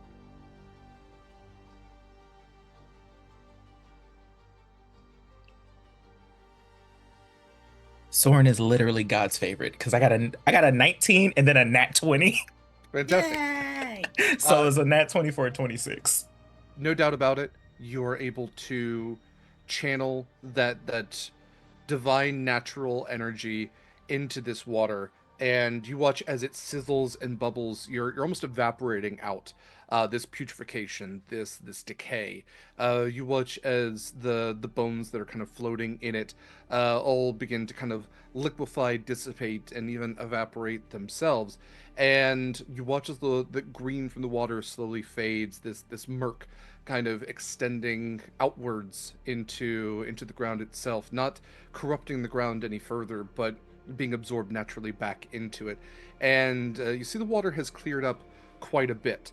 The other thing I will note is that while the water is clear, you start to see that the roots that are dipping into it, though they are petrified, right after the water's clear, they begin to seep more into the water. It's not filling it again, but it seems like there is something wrong about this tree, and that whatever this putrefaction was, it wasn't coming from the night snare. You're kind of getting the night snare was more of a byproduct. It came here, it found its way here because this was a place that was hospitable to it, but it didn't make this place. And that whatever is happening here is a greater condition. It is a greater issue than just the night snare. Clarifying question. Clarifying for Clarence, yes? All the bones? No, not Cal. We can say that Okay. you were able to fish Cal. Yeah, there's 2 gemstones left, and that's it. He's gone. Ugh. Gone forever. There only be one gemstone left because Soren has the other one. Yeah, he's levitating. Clarence! Okay. He's not dead. He was Oh, levitating over the rough. water. He's fine. The fortune teller said it would be like this. Okay. And with that, Soren is going to dip into the water and fish out Cal. And like as they're coming back, it's just like, Clarence said to be nice to you. And just very, very like, and hands it back to the Clarence. same thing. I still have your other eye. Remember I that. know. Are you watching me? Maybe. It's just an IOU, you know. No. Disadvantage forever. You know, Clarence already has natural disadvantage. Okay, There's don't consequences to your actions. Sugar muffins. Derek, language. Even. How dare sponsors? We lost them all last time. I don't know what They gave us a second chance. You didn't know. Jesus. Okay. So, having cleared up the water, I'm not going to download a whole new map, but the water does seem clear, but it does have these kind of like this it almost looks like oil at first, like black petroleum seeping into the water and discoloring it. Nevertheless, it is kind of giving off this light, especially as Sunbeam has kind of been imbued into it. And while it is fending off those tendrils, you know that is a stopgap measure. There's a certain point where it is going to refill unless the greater illness can be cured. Looking around, you can see the root systems do extend upwards, and some of these root systems also appear to be somewhat hollow as well. Like there's cracks in them, crack in the stone where they've almost become like tiny little caves themselves. So you could always go back up top and do another mudslide and get through the rest of the rock, or there might be alternative paths through here. But this is definitely not a way. Down here is not the way that Soren took before. Mm-hmm. As I'm assuming Soren is looking around, Yeah, he is. and everybody's looking around. Side note, I don't think Mochi prepared mass cure wounds, so that's all on us. And Clarence is gonna be using the decanter of endless water just to be like walking around and like sloshing water on all the roots and like just making it really, really saturated with water down here. Really wet down here. All right. I was trying to avoid saying Well, I mean, it's Some things are just factual. I was like, as soon as I say it, Derek's gonna make a face. Just an adjective. You don't have to be weird about it. At least it's not moist. At least, yes. At least. Well, it is now. Great. We spoke it into being. Okay, so Clarence kind of like washing away a lot of the other decay in here, kind of trying to wash away the rot, the corruption. Yeah, what's the next move?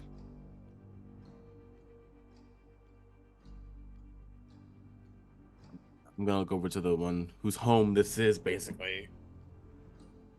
Being like, so, we all good? We all set? Everything purified or healthy? For now,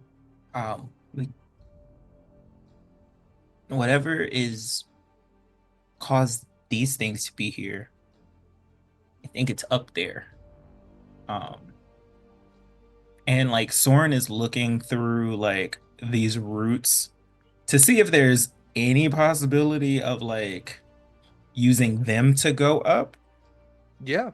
There absolutely are root systems at the far end of the pool from where you are that do seem to lead upwards. There's one that actually has like a decent size, crevice that's kind of been broken out of it, and the root systems have long ago hollowed out.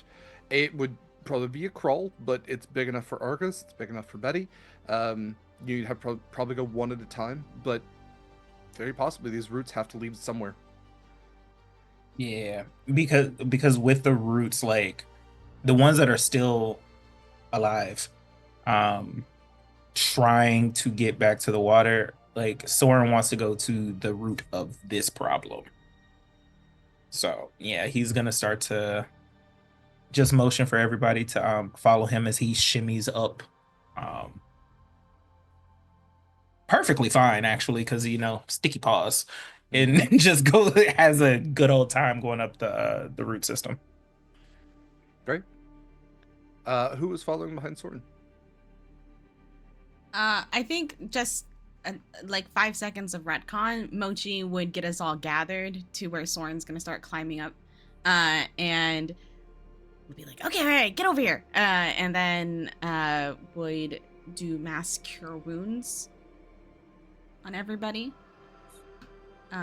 So that is a lot of dice, actually. A whole lot of bones. But it's a lot.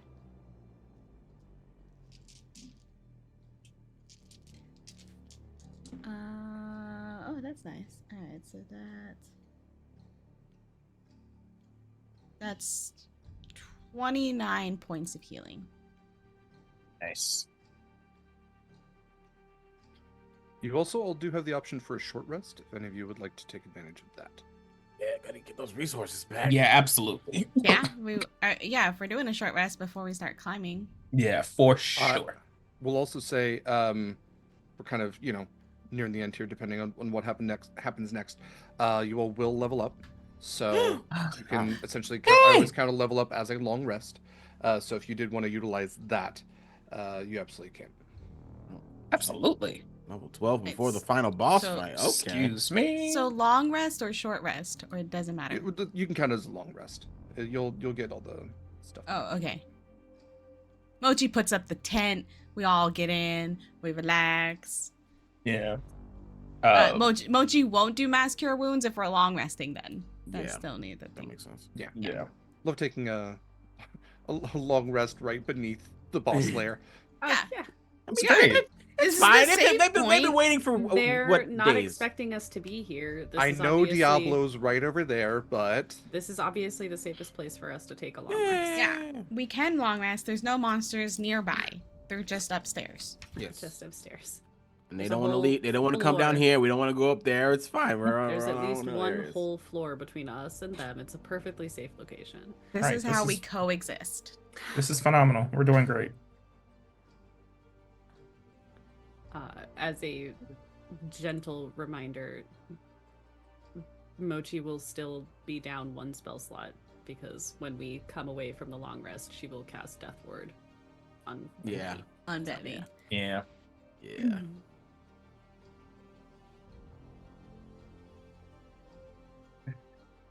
Are we still within that 24 hours for the Heroes Feast, or Yeah, you would be. just want to make sure? Yeah, I mean, a long rest is only 8 hours. You all are essentially taking a short rest with like the bonus of leveling up. So you're still well within the 24 hours.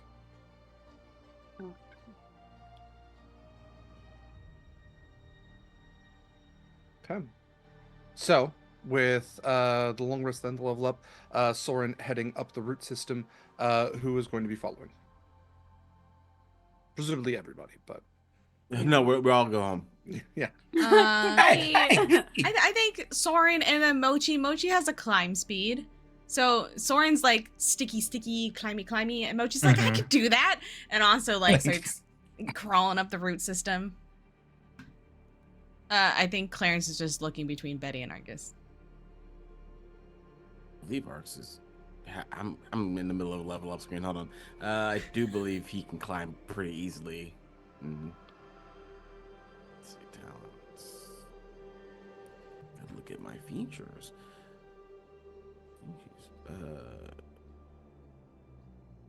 Like I can climb just fine. If it's strength based, I can climb no problem.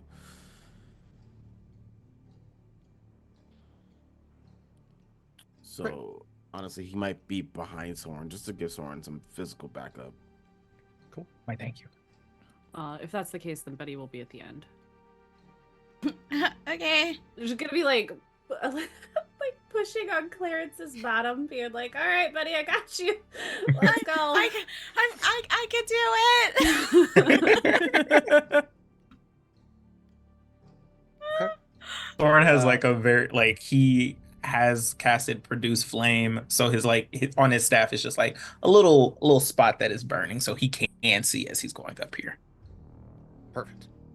And yeah, it gets a little tight, but these are large root systems. So as you kind of are navigating around the curves, pushing yourself ever forward, it's not like you're like climbing vertically, right? You're kind of going a little uphill, so you're able to crawl more than anything else, and it's not really dirty in here. Everything is long ago petrified into stone, so there's some smoother points, nothing necessarily too sharp.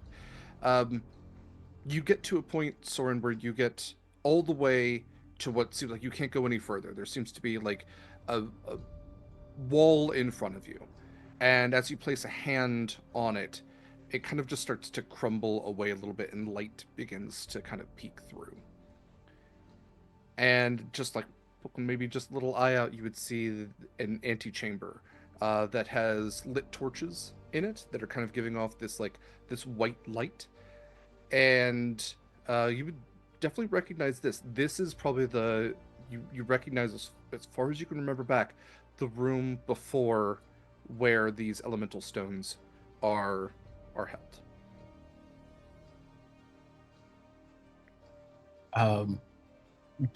As he comes up, is the room empty at least? It doesn't. You can see that there's like an open arch doorway Mhm. that has like steps kind of carved into the natural wood stone. You don't see anybody moving around in here. Okay. It seems to be, there's a small table. There's like a couple of stone tablets which seem to have some writing on them.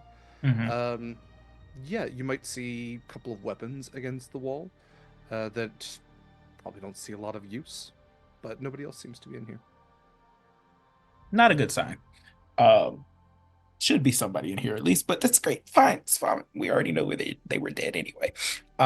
So Soren comes up and kind of like does the same thing that Clarence did to like keep everybody quiet. Um, and walks over to the table.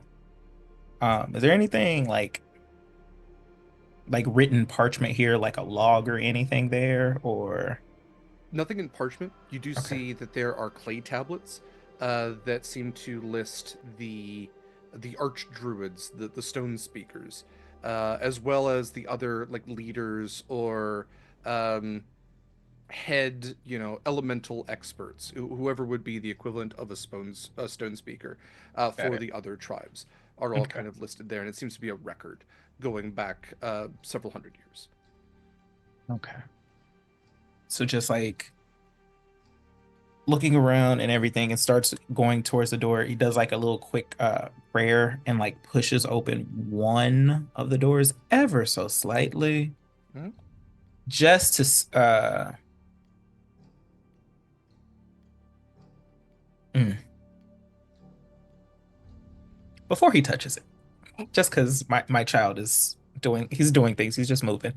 Um, can I check to see if there's like a spell or something here or like a ward going on right now? Yeah, you can give Okay. me an Arcana check. Okay. Yeet. 21. Great. You remember there was a ward. You were, one of the people that was protected from any negative effects. But you can kind of just sense the remnants of it. You can see where it was kind of carved into the stone, but it's been triggered enough times and the stone has been cracked to where the ward is no longer effective. This was a protective ward to make sure that, only the right people would get into this chamber proper, this temple of elemental power. Um, it is no longer in effect.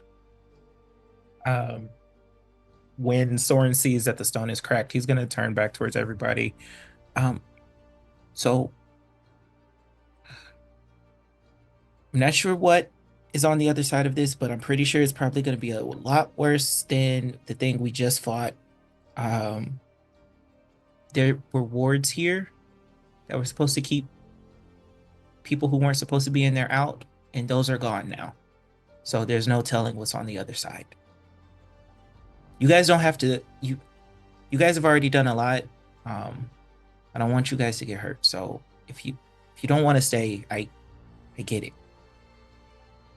From the back of the line, further down this hall, you can hear Betty going, "Do you really think we're gonna leave you now?" No, Okay then. but Yeah. I just had to say it. I just had to give you the option. See, you never know. I hoped you wouldn't. We're family, Soren. We're not leaving you. The baby is going to hug Betty at that point, like a full on like. climbs back down the. Well, no, like, you're out by this point. Oh, jeez. But yeah, just gives a full on hug, like, okay. And then goes to open the doors then. Oh, kick that door open. Let's go. Yeah, Clarence is gonna do two little things. They're both like internal.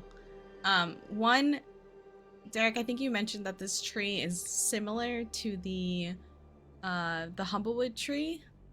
It's similar in size to the Alderheart. It's probably closer to what the Avium was, because the Avium was also a rather large petrified tree. That's even better. So, would any of this start to feel familiar to Clarence and or Mochi? Of like, we've been in this tree before, like we've been here before, you know? Kind of.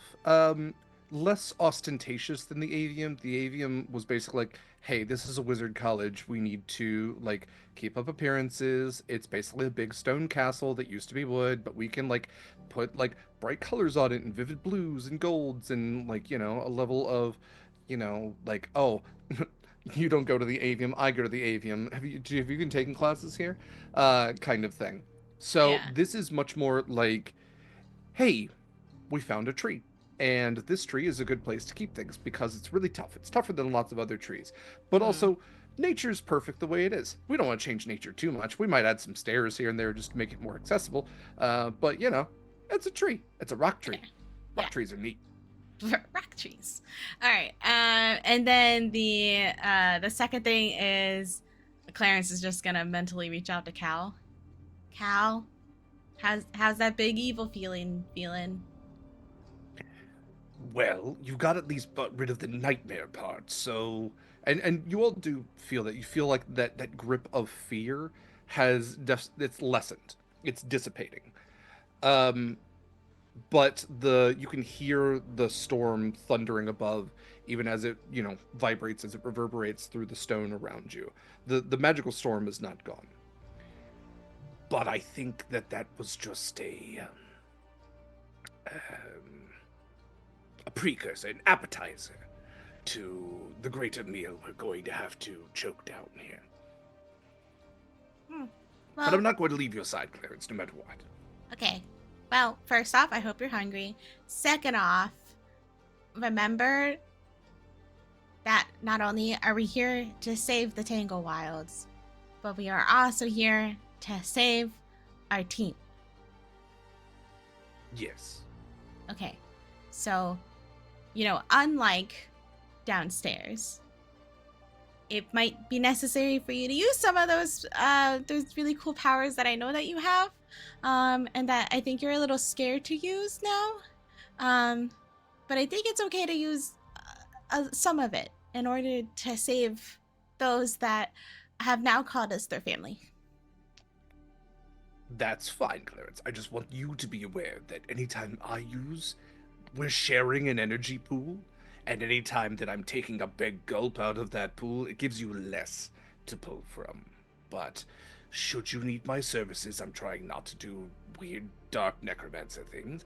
Just ask. I'm more than happy to take a nosedive. Okay, but there might come a time when I can't ask, so... Then I need to ask you once again. Do I have permission to do whatever I need to do, should you not be capable of giving me permission? As long as it doesn't hurt my friends. Okay, Or next somebody question. that we would consider friendly. What is hurt? Like any type of hurt, Cal. So can I bring them back from the dead? Would that be hurtful? Can I bring you back from the dead? You can bring me back from the dead. I don't know about... I think... You know what? I think Mochi has that handled. Unless it is Mochi, but I think we would have to ask Hath. So I can make you and Mochi a zombie if both of you fall, but... No. I didn't say me and Mochi. We have to ask before Mochi. It's getting confusing, Clarence. Listen, I'm not going to let you die, but I'll try to get consent before I make you undie. Okay. It's very confusing. Thank you, Cal. We'll make flashcards later. We'll go over it. We can make some empathy. flowcharts. I always forget what empathy is. What's this one mean? It has path in it. Oh, that's right. You're supposed to walk in other people's shoes. That's Yeah, there you go. Good job. I can't walk in shoes. I don't have feet. Yet. That's the most concerning thing in this conversation was that yet. Uh-huh. Soren, you go to open one of the doors. Um, let's see. Where's too many tabs? Too many tabs. I'm gonna move you all over to our next map here. So, Soren, this is what you see with it. The light at the south there being the doorway that you have opened, that white light emanating out from this antechamber. Within, you can kind of get the first glimpse of something that you haven't seen since you were very, very young, which is this tower-like internal structure. You can see within kind of this carved into the stone proper of the floor. These symbols that are at the center have this bright, large, glowing green gemstone. Very like stalactite, kind of stalagmite forming. I'm gonna say like a geode, kind of, all just kind of spiking out. A little bit further, you can see light kind of shining down from all of these different spots. This kind of blazing orangish fiery light, this blue stormy light, light that kind of has the visage of like stone or like seeing light through dust, and ultimately this like very pure kind of like just breezy zephyr like light. And all about, you can also see that carved into the walls are these great images of all of these semi-mythical beasts, things that you've never seen before in life, you've only ever seen before in this one place.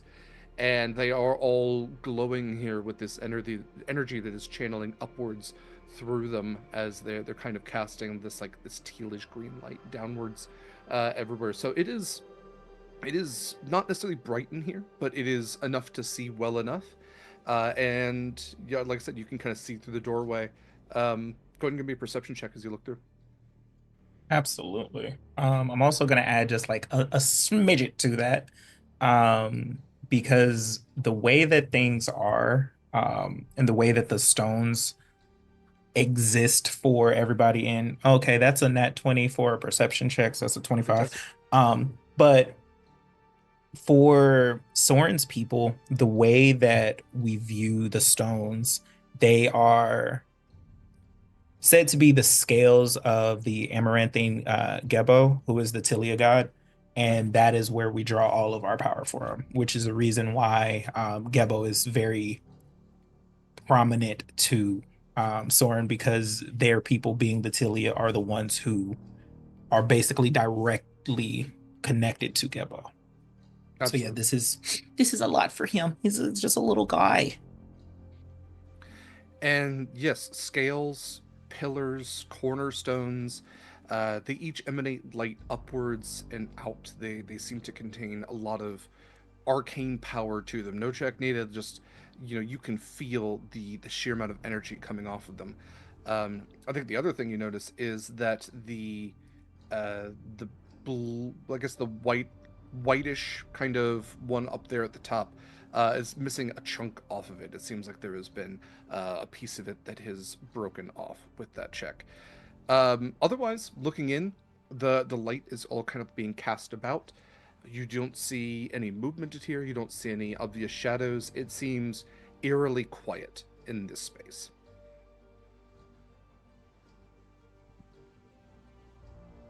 Okay, that's not terrifying at all. Soren is going to look to Argus and ask for the shard. I want to try and take it up there. Do we not sense anything in here? Like, there's no like malevolent. Like, what's the like energy feel like in this like place? Vibe check. Yeah, like once the doors are open and all the energies and magics in the world are here in front of us, what do we feel like? Yeah, so yeah, what Soren picked up, that was just kind of visual, right? Yeah. You can either give me Arcana or Insight, and this goes for everybody if you kind of want to get, different types of vibes off of this. Arcana, are you kidding me? What is this magic shit? What was it? Insight? Arcana or Insight, yeah. This glowy bullshit. Yeah. Yeah, for real. Like weird. Love this for me. Magic is magic. I don't know. Right. Do I click or Clarence? do I double click? I don't understand this magic. What's going on? Listen, sometimes shit just glows, and you should never touch it. Never Except touch sometimes. it. Everything Uh, glows around here. Everybody touching magic shit. That's why the world got destroyed in the first place. Wait, Clarence got a 25 for Arcana. Dirty 20 for insight. 22 Okay. for insight. 27. Damn. For which one? For Soren. For insight. For insight. Okay. For those of you that great rolls all around for insight, there definitely is a stale air in here. These doors seem like they haven't been opened for a long time, and like just it feels like staticky. I think is maybe where like it feels like you can feel energy all around you, like radiation, kind of just like everywhere. Like if you were to touch something metal, it would shock you. If you were to, maybe like come into contact even with the stone around you, you could feel a hum or vibration. It's like when you can sometimes hear or even smell electricity. You're kind of like you're picking up on the smell of burning and like mulch, and also like the smell of low tide, and also a fresh breeze, and the smell of like freshly tilled dirt. All of these senses are just so thick in the air. You feel there's like heat coming from a certain part, there's moisture coming from a certain part, there's like a fresh breeze. Everything is just kind of like swirling and culminating. Clarence, with the Arcana, you would notice that energy is spilling from these stones, that the stones are, they're not just glowing, they're humming, and that hum is not it's not stable, it's not rhythmic, it is arrhythmic. It is, they seem unstable. With the hum, Mhm. I think being a bard, Clarence would almost start kind of like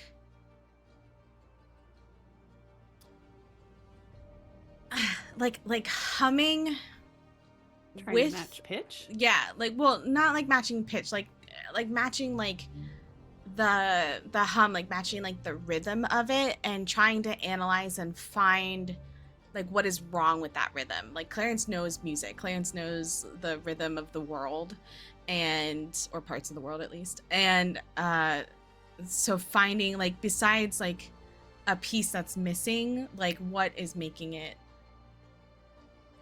arrhythmic, Okay. Give me a beat check. Give me a performance check. give me the beat. Okay, performance.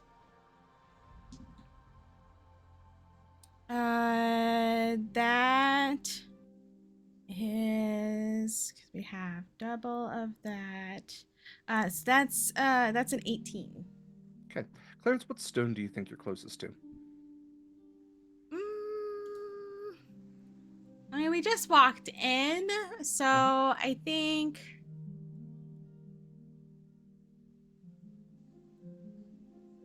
probably the green one, because we just walked in the door. Yeah, absolutely. Closest to the gem seed. Clarence, you try to harmonize, you try to match that rhythm and that hum, that tonality that your lupu ears are picking up on. And as you do, you see something shift inside that stone. You see something press up against it, and then like a fish in an aquarium, you see it quickly swirl and move back into the stone. And you can see that hum is maybe something that is moving within this thing. Soren, are the stones like alive, or are they trapping something? Eric. Not to your knowledge. These, I mean, if anything, they trap elemental energy. They harness elemental energy, and they have done so to bring balance to, the great balance of the rhythm of life and death in the Humblewood, in the world of Everden. And that is what your tribes have sought to do, is protect that balance, and also kind of like artificially maintain that balance. You know, sometimes Just had the to make world, sure. yeah, sometimes the world isn't fair. Sometimes the world falls out of balance. It is a tenet of these tribes, these five tribes, to make sure that they are maintaining the balance throughout, and sometimes that has to be done artificially. But I don't think that Soren has, like, he hasn't gotten all the secrets yet. But much to Soren's knowledge, like, it's important for his people to keep these safe and keep them out of the wrong hands. Well, as far as I know, no. Why do you wait? Why do you ask? Because it's almost as if something is inside the stone and possibly is trying to get out of the stone and or stones. So I don't know if stones can be possessed. But maybe that's what's happening here. So I think I think we can return the shard to the stones. But I think we should be careful in case that unlocks the door and then something comes out. You look down at Cal, who has two possessed stones that he carries for eyes, one of them in Soren's possession. Soren is going to very cautiously walk up to the gem seed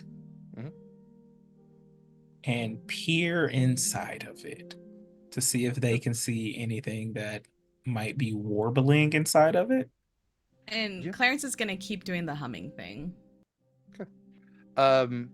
For Soren, that would be, we can call that investigation. If you're just looking, if you're trying to channel energy into it, we call that Arcana or Nature. But it will be an advantage. I'm swinging in with nature. Okay.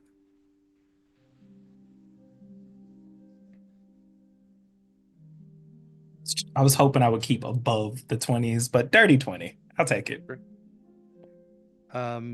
Looking deep into the stone, past the greens, you know, the emeralds and the kellys, and deep even beyond that, where you can see, you know, that the stone almost has a bark-like quality to it, that it is as much a plant as a stone can be. You do see something kind of swirling inside. It's energy. It's green energy, and that light you definitely know is emanating from this thing, and it seems to take form ever so briefly to a creature that I don't think you might have ever seen before. This amphibious, perhaps even like shelled creature, similar maybe to tortoises you may have seen before, but it's shaped differently. And I think the thing that catches you most with the Dirty 20 is you catch its eye catches yours for just a moment, and there is this point of deep natural connection where you reason that this thing is, it's the feeling of trapped. It's the feeling of imprisonment. This is the eyes of something with helplessness in its eyes as it swirls around here and seems to be in some sort of distress. Thorin is going to reach his hand out to the stone and touch it. And it glows. Your handprint kind of left glowing there for just a moment. You feel energy coursing into your body. This feeling of, you know, the smell of summer, then, and the verdancy, and the smell of like blossoming flowers, and you know, like rotting bark, but in a natural, again, kind of mulch type sense. You feel the rhythm again of life and death. You feel the rhythm of growth. But again, it is not steady. It is an arrhythmic beat that you feel kind of humming from you, and I think more than anything, it feels like an arrhythmic heartbeat. Hmm. Um, Mo- Soren's gonna look to Clarence, and as they're humming, um, something seems wrong. Um, I, it's like it's heart the heart is aching, and I'm gonna head over to the aquamarine as well and see if I feel the same thing. Yes, absolutely. Just putting your hand on it again, you get that kind of like bluish, stormy gray handprint that's left on it. But again, you feel that arrhythmic beat coming from it, that thrum that's kind of emanating out from it. Very different sensations otherwise, that smell of low tide and sea air, and the smell of like oncoming storms.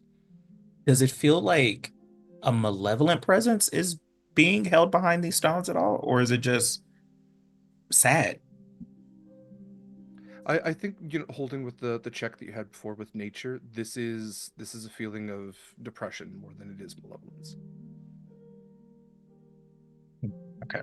Yeah, so with that, um, hey Argus, I'm gonna need that stone. Gonna need the shard.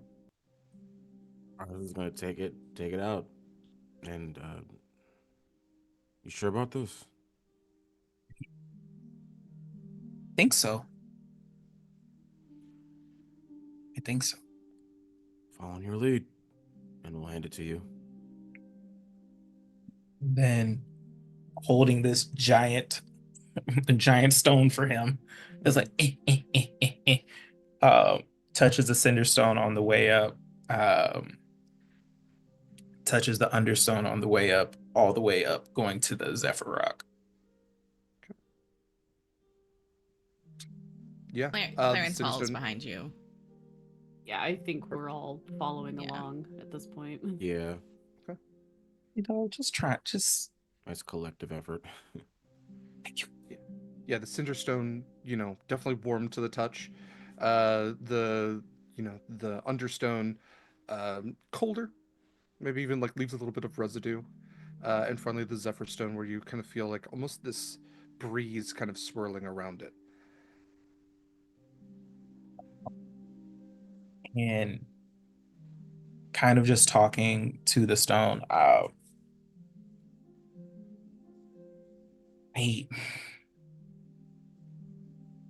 just wanted to bring you home, because I know what it's like to not be home and to miss your family. But I really hope that whatever is being held inside of you all is not going to try and kill me and my friends. Um, and then I'm going to put it back onto the Zephyr Rock and cast Mending. You place the stone on, casting Mending for a minute, holding it in place, and watching the two pieces of gemstone seal once again. No crease, no sign of ever being broken before. And after that minute, it hums even faster, almost like the heartbeat has accelerated. And you're watching, like, you can see the light kind of from below you now as you're up on this boardwalk, up on this outcropping of the tree itself. You look down, all the other stones are now pulsing even faster. And let's see, passive perceptions. Perfect. So Focus. Argus and Soren, you would be the first ones to note when you begin to hear movement from above. Again, this is like a tower. It goes all the way up. There's no opening. It's a sealed, like, domed roof, essentially, and it's almost cast in darkness. The light emanates upwards, but whatever is up there, you can't necessarily see, but you start to hear it, and almost like a massive bat, this shape unfurls wings in this shadow and just drops. And as it's dropping, you're getting the breadth of size of this thing. And as it comes more and more into view, it drops down to land with a solid thud, just beneath where you are. and what you see as this thing lands along the rock wall is this chimeric beast. It has these massive horns that are blazing with fiery light. It has 3 sets of wings that extend down its elongated back, these extended claws that are on legs that seem to have almost like shells protecting them.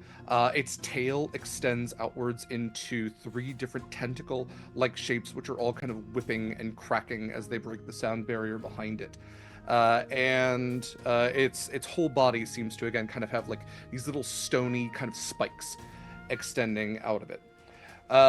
This thing kind of rears back a little bit. Again, it's kind of like it has its claws hooked into the wall, these wings extending outwards as it's facing down, and it opens these wide cat-like jaws and takes a deep inhale. And as it does, you watch that light emanating from all of these stones begin to be inhaled by it.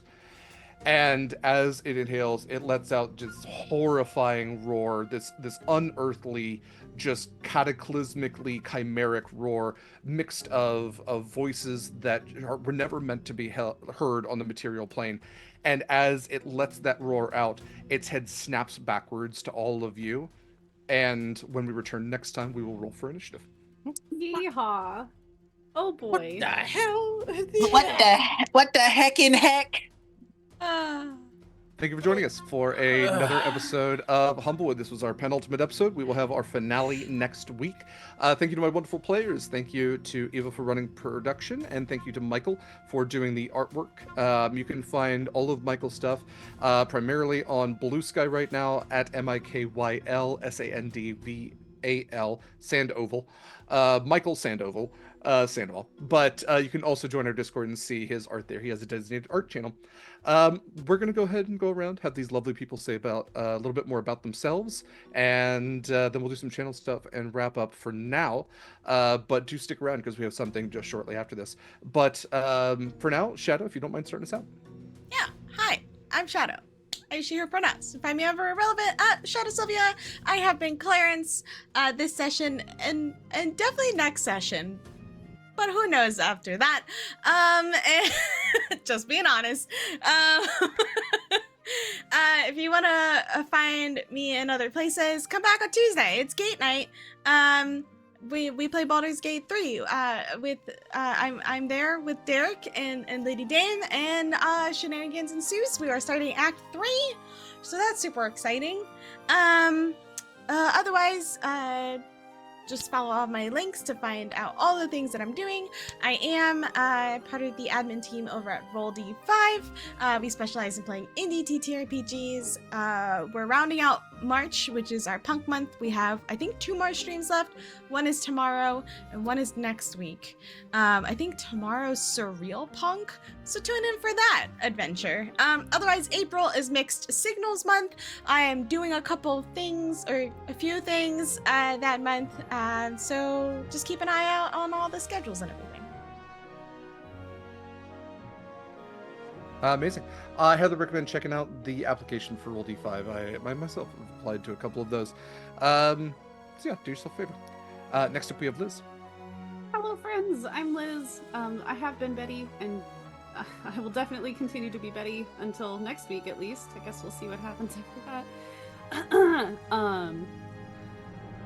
Yeah, you can find me here. This is the only place currently where I am doing anything. I have some updates for some new games coming up, and that is literally the only thing on my docket at the moment. So, if you are interested, though, next week, as our finale, we are doing that giveaway for these painted minis. So if you aren't in our Discord, you should be, so that you can see pictures of the final paint jobs. They are based off of the character art, the official Humblewood art. So all of the colors are as they should be, I guess. So yeah, get your minis here. Amazing. Thank you, Liz. Yeah, please check out Liz's itch for some amazing games as well. And yeah, check us out next week for a chance to win those miniatures. Awesome. Next up, we have Queon. Hello, hi, I am Queon. I go by Brother Queon across all of the internets. And I played Soren Dry Spell today, and every time I get to play this little gecko guy, I fall in love with him more and more, and I love everything about this little guy. He's so pure, and I want nothing bad to happen to him, but now we're staring at a chimeric bat beast. Derek, you need therapy. Now, Yeah, I just played that, dude. But yeah, so all of the things that I'm doing, I have a list of all of that. Give me 2 seconds. I will be over on Roll D5 tomorrow for Surreal Punk, where I will be playing an air riding graffiti artist, and he's nothing but a problem. I love him oh so much. So yeah, come check me out there. You can find me on Folk and Myth on April Fool's Day, where we will be playing, what the heck, hold on, I have to see what it's actually called because I was about to come up with something else. We will be playing Pyramid, which it's still going to, it's there's so many things that I want to say about it, but it's a VTM game, but it's weird. I will be playing a nuclear scientist. Come find out why he's weird and why he sees shadows and things. World Replica's finale just dropped, and I got to be a menace to my friends and create gods and things and just cause so much havoc. We will be back for a season 2 over on Batty Bards, but that's just going to take a little bit of time because we got to record and get people actually back in seats. We might be filling a new chair, but who knows? We'll see. Everything else that I'm doing, I really can't talk about because they have not been announced or there's an NDA involved.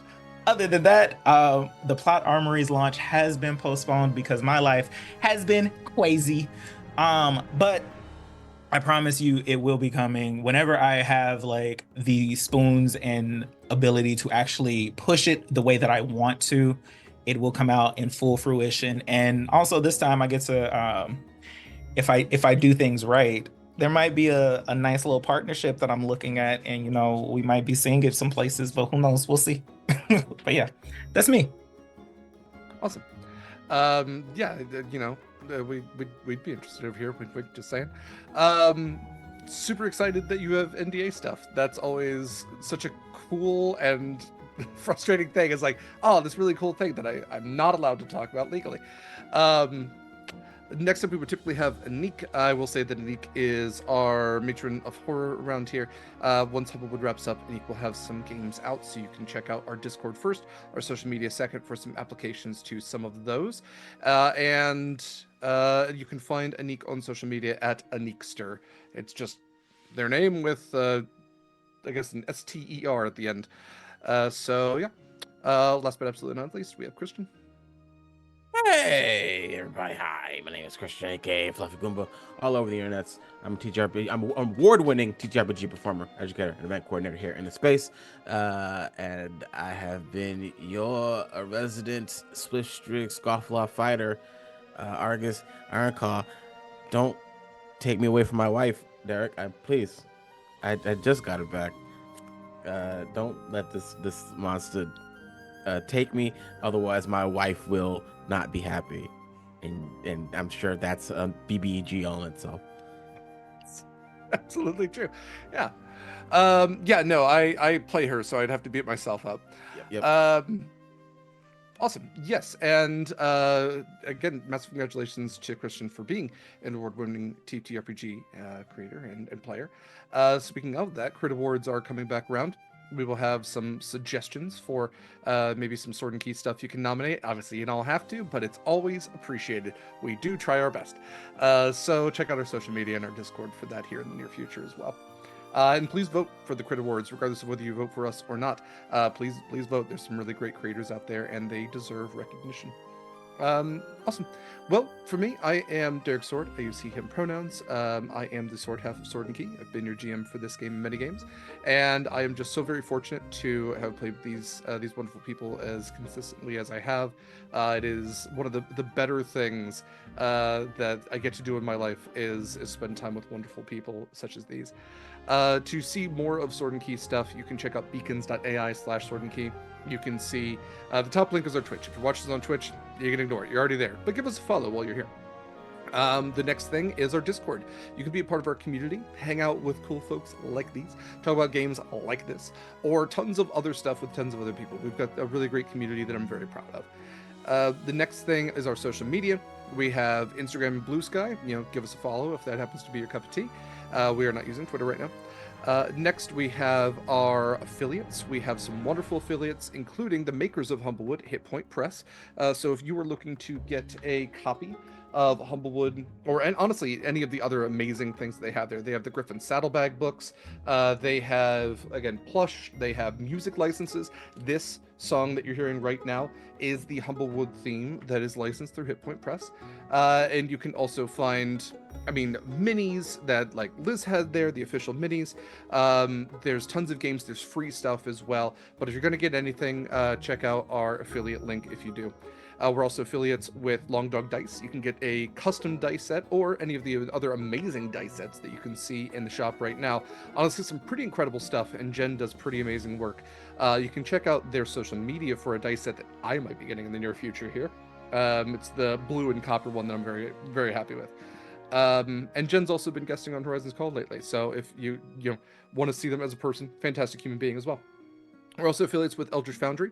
You can make custom minis and even sign up to get an STL license if you do have a 3D printer, to print off as many miniatures as you want with a license-based subscription every month. But if you're looking to make, your TTRPG character, no matter how weird and wild they are, you can do that through Eldritch Foundry. They have some really cool bases. They just introduced sandworms, like from Dune, so you can have your character riding a sandworm. It's pretty cool. We also, on the Beacons, have links to our charitable organizations, like Canine Campaigns for Independence, Fauna and Flora International, which this game supports, and PCRF, Palestine Children's Relief Fund. The other links are like our YouTube and also links to our podcast Monster Crush. It's a podcast I do with my friend LD. We talk about different cryptids, creatures, miscellaneous monsters from myth, and how smoochable they are. We just got done with our In the March of Madness episodes, the two-parter of that. So LD did settle on, it was a 16 Eldritch Monster bracket, and LD finally decided which was the most romantically appealing to her. So some massive props. But you can play. Shadow actually filled out a bracket just based on vibes alone. And that bracket is on our Discord, the Monster Crush channel, as well as on all of Monster Crush's social media. Looking at our calendar, the immediate thing is right after this, in less than an hour, I'm going to be sitting down with James Barry from Black Cats Gaming to talk about Cursed Captains of Cthulhu. It is a new game from Black Cats Gaming that mixes some very topical things to what we do here, which is nautical travel and like pirate kind of vibes with eldritch horrors. So it has a really, really cool system, especially for classes, and some really cool mechanics that I'm excited to talk about. So if you're going to be here, stick around in less than an hour and, brew yourself a cup of tea. We'll have a lovely little chat. Next up, looking at, today is 23rd. Next up on Tuesday, as Shadow was mentioning, is Gate Night at 6:30 p.m. Pacific time. We have moved it back to 6:30 from 7. So that is where Shadow, LD, and I play Baldur's Gate 3, the only video game streamed currently here on Sword and Key. Next, after that, Horizons Call will be back on the 29th at 3 p.m. Pacific time with our guest, Jen from Long Dog Dice, where we will be hopefully wrapping up our Hell storyline as they're trying to assassinate an infernal chancellor in the Hells themselves. What could go wrong? You think you all have it bad. Listen, I'm just saying. Oh no, we know. The next Two episode things of can be Monster- true at once. That's fair. The next episode of Monster Crush should release on the 30th. That will be episode 99. I don't know what we're doing yet. I'll figure that out by Thursday. But after that, we'll have episode 100 in 2 weeks after that, and that's our Loch Ness Monster episode. I've been holding off on that one for a while because I love Nessie. Humblewood Yonderbound will be back again on the 30th at 10 a.m. Pacific time for our season finale. And then after that, Gate Night plays every Tuesday. Horizons Call plays every Saturday. I am going to be giving Anniek her time slot back after this, but we're also planning a chat show potentially for this game. So if you do have questions you'd like to ask about Humblewood, for these players, the game, for the way that I do things, you can always submit questions in our chat on our Discord, or you can always watch us live and submit them in the Twitch. I do want to shout out that April 4th is the birthday of one of our incredible mods, Gona Hawking. So happy birthday to them. And topically, that is also our next movie night. We do have movie nights on our Discord, totally free. All you gotta do is just be a member of the Discord and hang around. Gona picked for the movie night for their birthday on Friday the 4th, The Birdcage, 1996 film starring Robin Williams, Gene Hackman, Callista Flockhart, Hank Azaria. Great film, honestly one of my favorites. So I'm really excited about that. And then we'll have movie nights after that. We're actually having one the next week after that because it's LD's birthday on the 12th, and so we're watching Repo, the Genetic Opera, also a great favorite movie, a bit more niche maybe. And then after that, we'll do our next Ghibli watch with Tales of Earthsea on the 18th. Honestly, what I've heard, not one of Ghibli's best, but still, I'm trying to get through them all. I disagree. Okay. That's important. It's important that people disagree. I have no opinion yet. I have feelings. Like I was saying, we'll have more applications out here soon, probably for Curse Captains of Cthulhu, the games that Anniek is going to run, as well as some stuff coming up in the next few months. Like we're going to have another Marvel Multiverse Thunderbolts game to kind of coincide when Thunderbolts comes out. We'll have a bunch of stuff out for Pride Month. That's our next really big charitable month push. So all that stuff will be out soon-ish, relative to when it's actually happening. On the Discord first and on social media second. So thank you all for spending time with us. Thank you to everyone who's been able to donate to Fauna and Fleur International. Thank you to just spending, the time that you have watching this game. It's very much appreciated. Remember to take care of yourselves and others, and spread that positivity. We are going to be rating Help Action Needed. So actually one of my favorite people, Maz, is over there. It's a very witchy game, so go be kind over there. And until we see you next time, if not next week, hopefully sooner. But remember the Humblewood motto: no body, no crime, no drama. See ya.